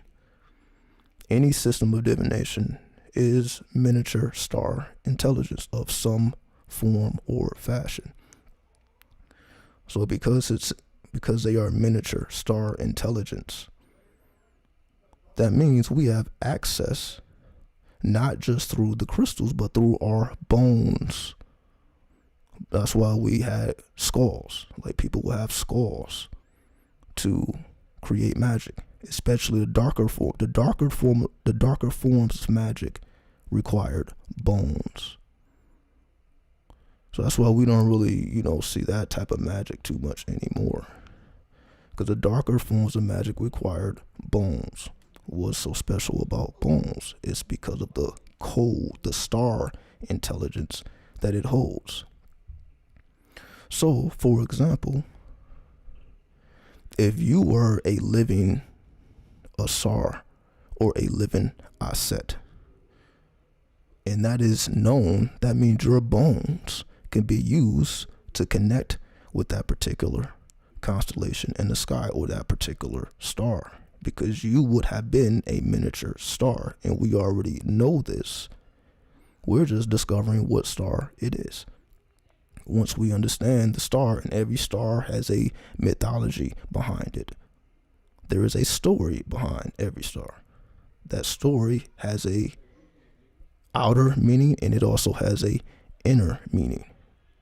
So we begin to discover those inner meanings within the stories of the stars. And we begin that study by studying the mythology of what we would call the gods. Right? So the Asar, the Osirises, the Zeus, the Hathors, the Ishtars, so on and so forth. Those are just gateways, things that we can actually, get in tune with, that will connect us to a certain star. So as we know, every deity would then be connected to a certain star intelligence. So the mythology of the deity, it just kind of giving you a hint as to what star intelligence it represents. Because this information isn't necessarily easy to find. Because if anybody could find it, then you can say there would be nothing special about it. I'm not even going to say it's not even going to be nothing special about it. It's always special for you to connect with your divine intelligence. But it is a process to become sensitive to the vibrations. The purpose of becoming spiritualized or feminized is to be able to be sensitive to the vibrations emitted from higher intelligence. And so in this case, we're talking about the stars. So we understand that the stars affect us because we understand the planets affect us. So if the planets affect us and the planets are wandering stars, then of course we are also affected by the other stars, right? To what degree and what it means, this is why we would study our charts. That's why astrology, you can say, is the most complex and most technical, because again, these things are not necessarily easy to come to a conclusion of, a definite conclusion. Because even if you identify, you can say, a particular energy, you still have to put in the work with the energy. So it's one thing to identify the source. Then you have to make a connection to that particular star intelligence, right? So again, and this is what we would call our higher self. So how can your higher self be none other than a star? What higher self would there be? Your higher self has to be some type of star intelligence. You think it's, again, we be getting thrown off with aliens and all these cartoons, and we think, okay, our higher self is going to be, you can say, a better version of ourselves. That's not necessarily the case. That may be the projection that makes you understand what it is. So I'm not telling you how you would actually perceive your higher self. But even if you perceive that, that wouldn't be the actual source, because the source would be of a star intelligence. So if you perceive that, we know that that is a certain frequency of light. So as we do spiritual work, we become more sensitive to various forms of light outside of the spectrum of infrared and ultraviolet. So to see beyond that spectrum, we have to sensitize ourselves to higher and lower frequencies of light. So some people will be on the level in which they perceive their higher self is like a better version of themselves. But depending on how much light you are sensitive to, you will perceive it differently. And obviously the highest would be what we perceive to be stars, and what we perceive to be stars are also projections. It's not what it actually is. Like when we think about a 5-pointed star, or a 6-pointed star. Of course, they're not actually shaped like the geometry that we see, but that is the projection. And through studying the projections, you understand the dynamics of the source, which may be of no form at all. You can say the source is formless because the source is eternal. So what's actually projected as a form, excuse me,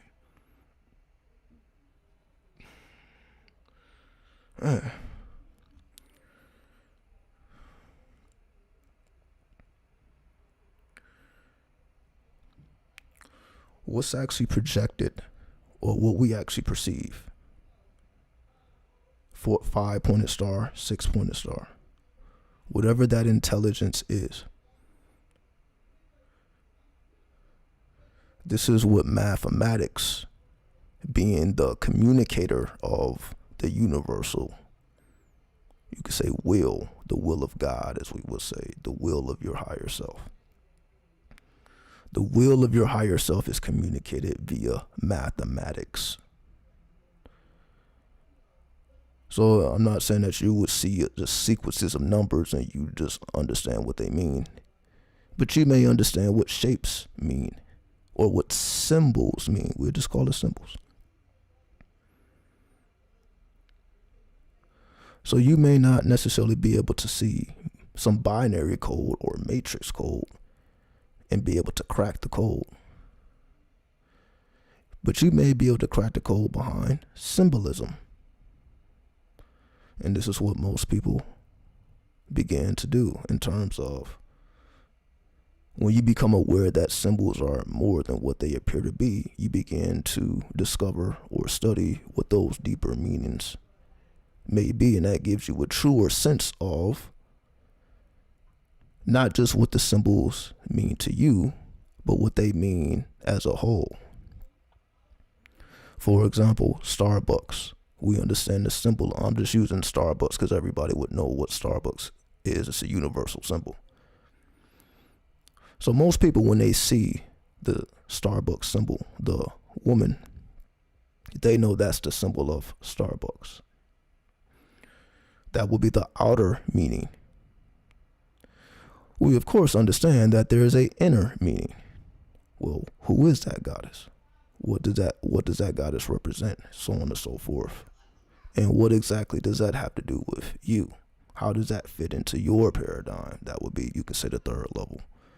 Because the goal, as we know, is knowledge of self. So that means everything is related to us in a way, especially if the symbol affects you. So in anyone else's case, it would be the symbols that have an effect on you. So whatever symbols have an effect on you, a subconscious effect. So that's not a conscious effect, but a subconscious effect, because symbols speak to the subconscious, so they affect the subconscious. So they may trigger emotions, reactions, sensations. It's going to have some type of trigger because it's directly communicating with your subconscious. So your subconscious responds to that stimulation. So once you discover how your subconscious responds to that particular stimulation, you can say that would be one of the beginning steps of being able to communicate with your higher self or your subconscious, which then gives you a greater perspective of what you're capable of. So now you realize, okay, I'm not just a conscious being, I'm also a subconscious being. I'm also a being that feels. I'm not just a being that thinks. I'm also a being that feels. So I can think about, let's just say, symbolism and what the symbolism may mean. That's one level of it. But I also will have a real-time reaction to the symbolism as well. So I may be able to look at a symbol and draw conclusions, but then I must also have an understanding of how the symbol actually causes me to respond or react. Because every symbol creates a reaction. We may not always be aware of the reaction it creates because we're not thinking about it, because it's a feeling thing. We must feel what is being communicated. It's not necessarily being communicated with words.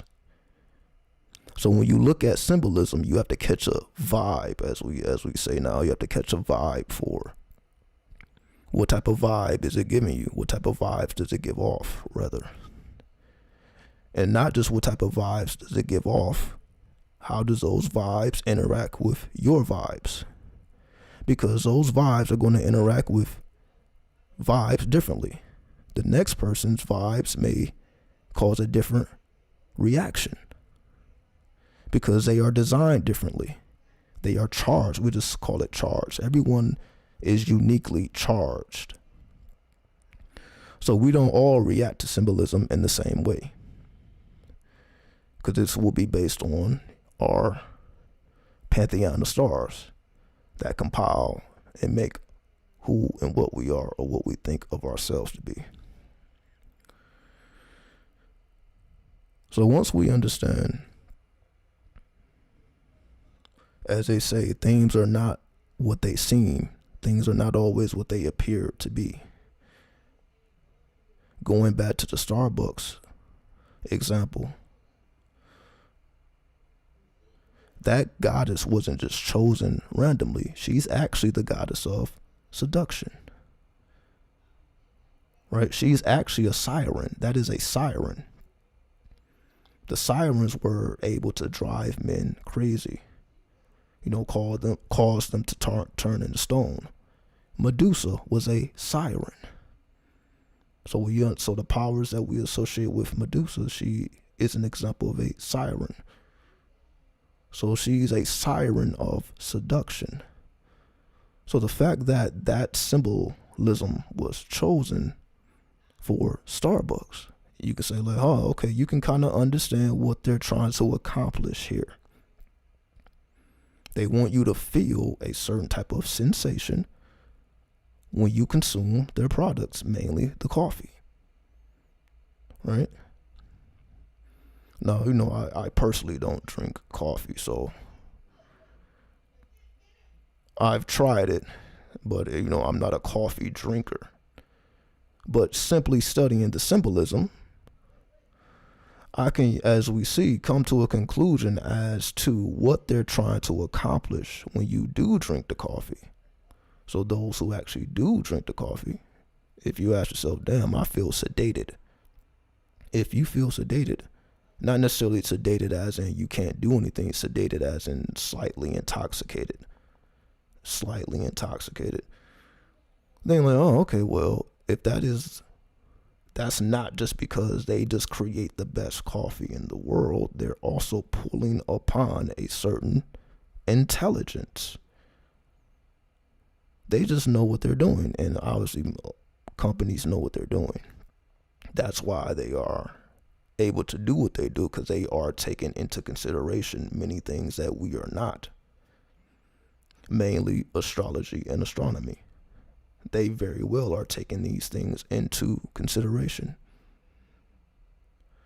This is how they're able to, again, do what they do and be what they be.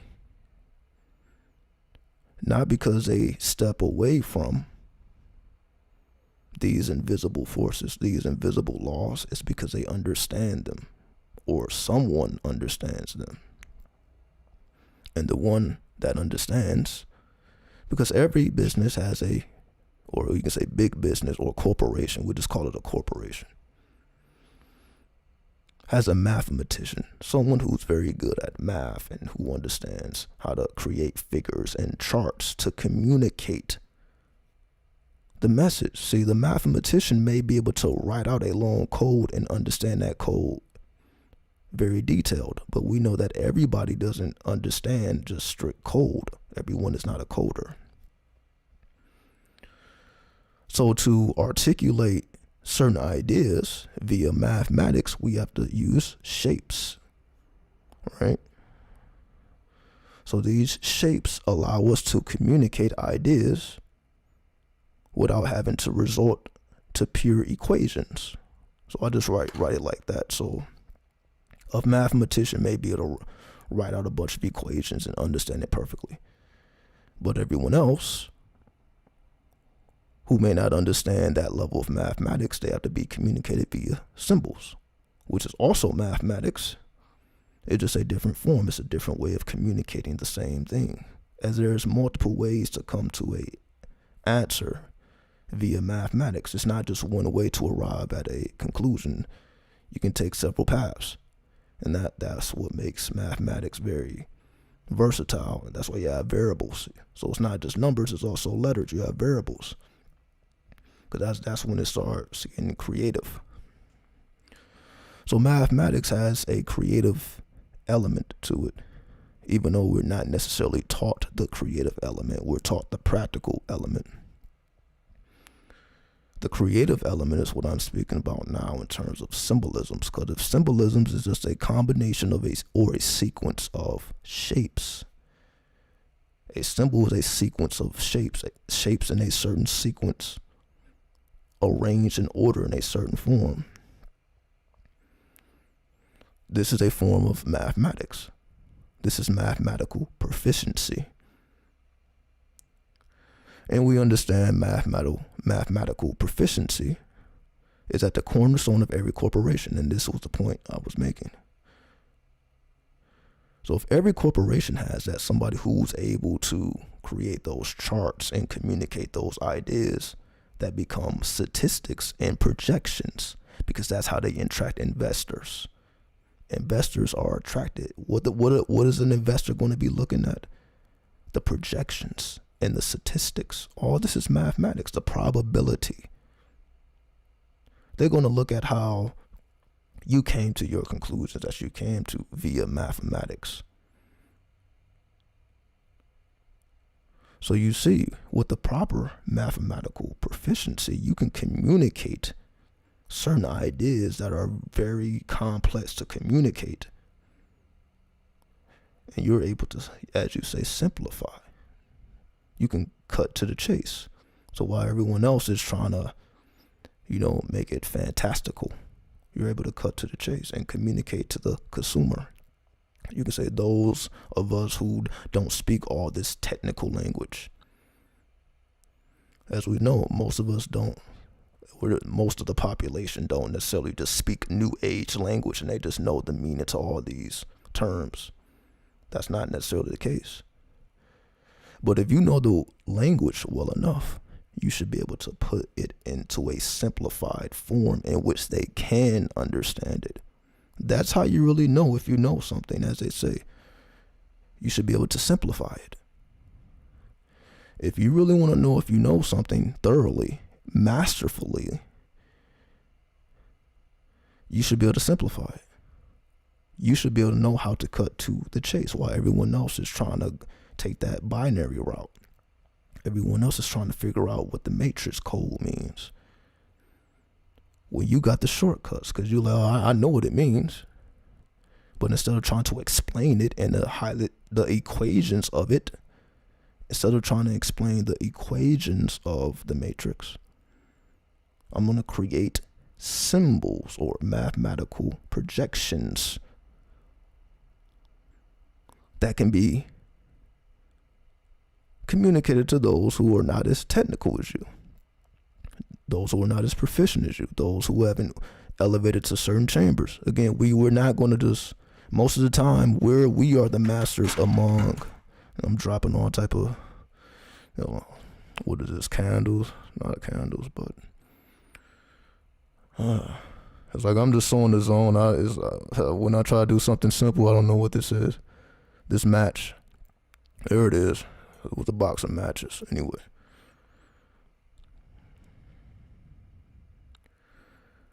When we're able to communicate in a simplified manner, highly technical and complex ideas and concepts,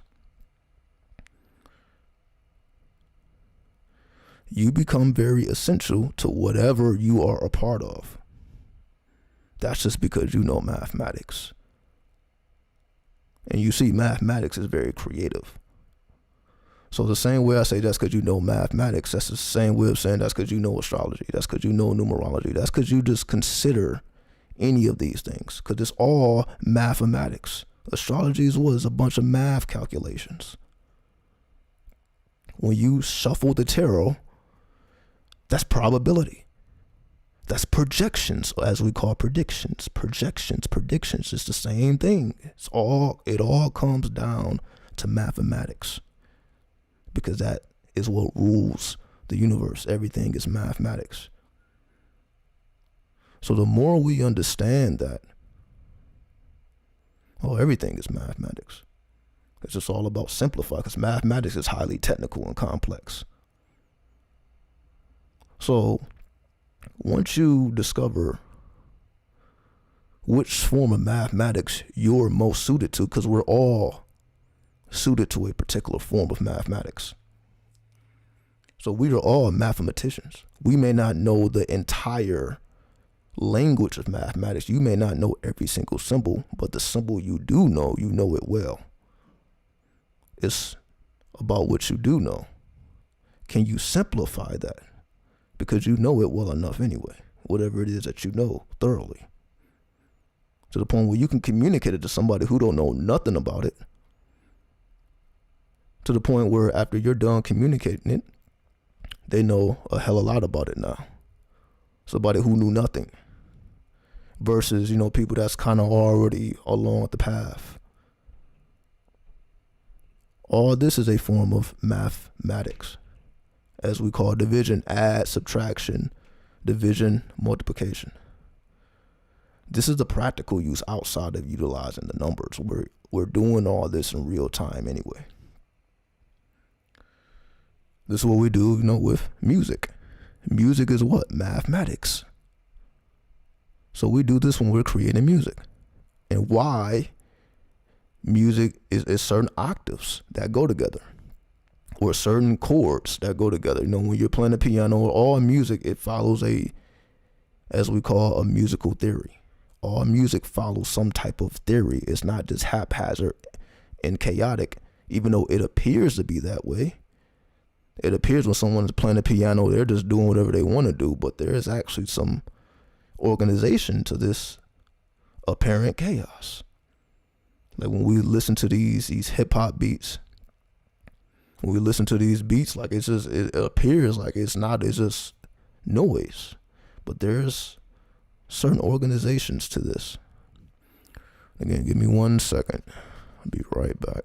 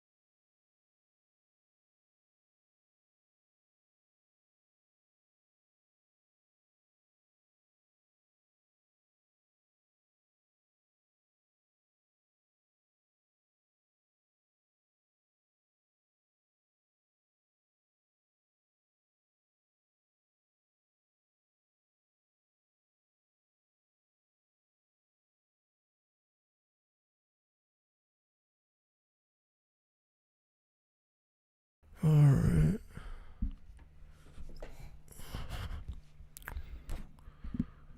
Okay. Let us continue.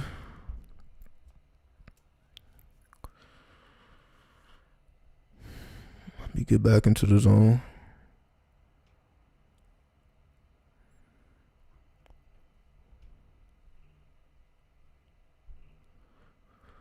So in this case, there's levels to everything. Just like there's levels to be a tarot reader, astrologer, numerologist, all these things. There's levels to being an engineer, mathematician, scientist. Whatever your field of expertise, there's apparent levels. And we understand the levels are based upon your ability to perceive more complex ideas. So as you are able to perceive more complex ideas, to say that you are a master of something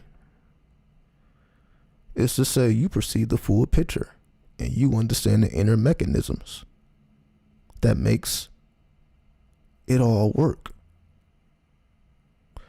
So not only do you perceive, you can say, the universal scale of a thing, you also know how to play the instrument, just as an example. So not only do you understand the scales, you can play the actual instrument.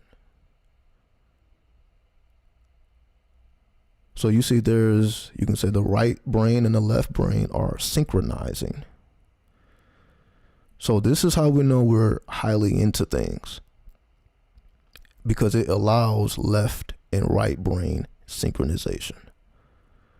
So all the things that allow your left and your right brain to synchronize, at that point you're performing alchemy.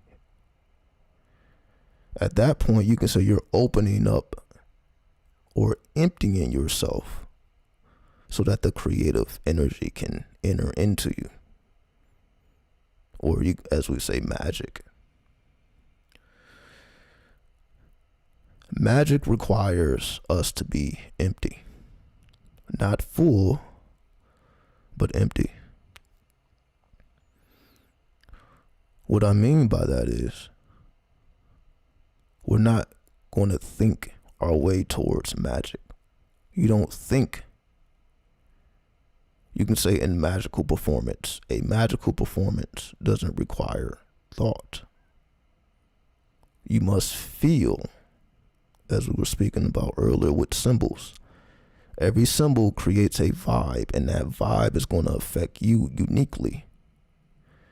So once you understand the uniqueness of that connection between you and that particular symbol, so that's what I say, it's not just about you knowing what a symbol means, is you also know the response it creates in your subconscious mind.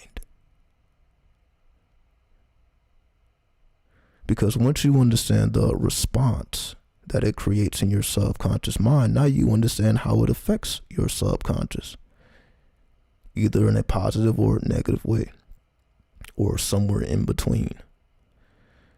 So then you are able to, at that point, alter that symbol to the point where you get to a place where you get a symbol through modification that actually affects you in the way that you want it to affect you. So in other words, you see, that's a whole separate study in and of itself. It's not just knowing what symbols are, but the response it creates within you, and then being able to modify the symbol. So let's just say you created a symbol and you see the response it gives, and now you're more so, you wanna create a symbol that does a particular task. So in order to create a symbol that performs a particular task, you have to feel what that is. You have to have a feeling of it. And then you have to create imagery that matches that feeling.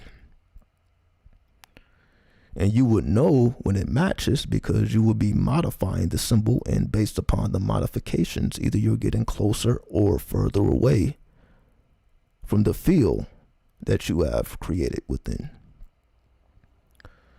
So you see, I'm pretty much saying the same thing that we've all heard with the subconscious mind and, visualization and all these things. But the pieces that were missing was modification. Like a lot of books that, if you read a lot of books on these type of subjects, you see that most of the time they be having included prayers or included invocations already in the book. They say, say this prayer, say this invocation. Like they already kind of have this. If you're studying like a magical ritual or spell, they pretty much has it. Everything is already drawn out for you. It's not really much creativity left. Well, you need this particular type of color, this jar, do it at this time.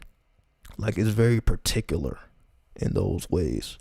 It doesn't leave a lot of room for creativity or the creative impulse, because again, you must be empty in order for magic to flow the way that you want it to flow, because you have to, again, it is a feel thing. It's not a thinking thing. So if we have to be empty in order to allow the magical force to flow through us anyway, that's impossible to do when you're required to think about what you're doing. You can't think about every single step of your magical process while trying to, you can say, get in a zone and be creative and allow the spirit to flow. How is the spirit going to flow if you're not empty? And how can you be empty if you have to think about every single step of performance? The only way not to think is to have the performance memorized. If you have the steps memorized, then you can feel your way through because it's already within you. You don't have to think about it because you already know it. You have burned it into your subconscious. So you see where I'm going with this? If we apply this to symbolism, to the same way you have to memorize ritualistic steps just to empty yourself. We memorize things just so we can be empty. This is why I memorize all these symbols, astrology symbols, tarot symbols, Kabbalah, all this stuff. And I always say, just memorize it. You have to know the language before anything else. So because I have all this stuff memorized, that's why when I get on here, I can empty myself. I don't have to think. The spirit can just flow, and that's essentially why the spirit flows the way it does. I don't be having intentions of being on here for hours at a time, but because I don't really have to think, because I did so much memorization and I continue to memorize, so I'm not saying it in past tense. I'm always putting new dimensions into it. Let's see. Okay. Just checking, making sure everything is good. So as I was saying, I'm always adding, you can say, new symbols, because I'm always working with spirits. I'm always working with deities, again, alive or dead. Right? I'm always traveling chambers, either way it goes. So again, this is an ever evolving process. And again, that's why they say you do this for your whole life, because you're exploring yourself. It's not the symbolisms you're exploring yourself, how you respond, how your subconscious responds. So you're really learning about yourself through tools. So essentially you are the patient. You're conducting rituals on yourself. Like you are you are the alchemy in which you are essentially trying to change. So in other words, if alchemy is the ability to transform lead to gold, so instead of working with an actual metal, a piece of lead, and actually transforming lead into actual gold, if the lead becomes you, the material in which you have is none other than yourself. You become that base material, and you're going to transmute or transform your consciousness into what we say, or what we call, the Christ consciousness, right? So the Christ that would be an example of mental alchemy.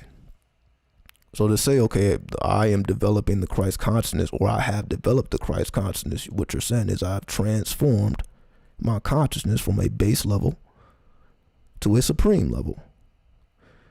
And you did so through what means wisdom. That's why, again, we study these symbols. Again, whether it's the Kabbalah, numerology, astrology, we're studying symbolisms because they take us back to not just ancient times, but it take you to deeper chambers in your mind. Chambers of your mind that's not opened in the everyday, just living. We can go our whole lives without accessing planetary forces or the star intelligence, because we see that's what most people are doing. Again, it's only a small few of people who is actually activating these things. Again, even if you know your chart, again, we're talking about the activation of these intelligences. Very few people that's actually doing that.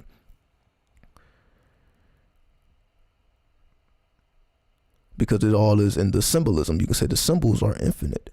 They are infinite in reality.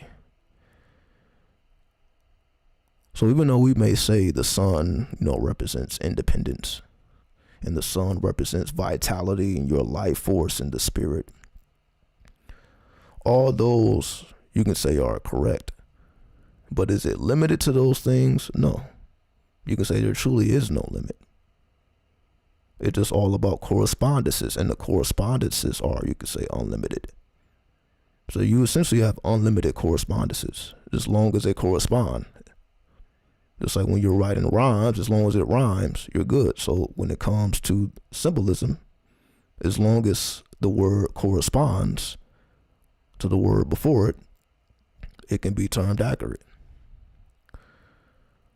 So in this sense, all of the symbolisms are infinite. So again, whether we're talking about the Hebrew alphabet, astrology, numerology, the numbers, all these things essentially are infinite. They have infinite correspondences in which, you can dig into, which will all be accurate. So even though we have like the main correspondences, they go deeper than that. So how deep you choose to go is a personal journey. And that's why it's called the great work, because you are studying, again, how your subconscious responds to symbolism. Whether the symbolism is self-created or the symbolism is, on dealing with a corporation or a business, or again, just symbolisms that you're just interacting with on a day-to-day basis. So again, you can go your whole life without personally interacting with planetary forces.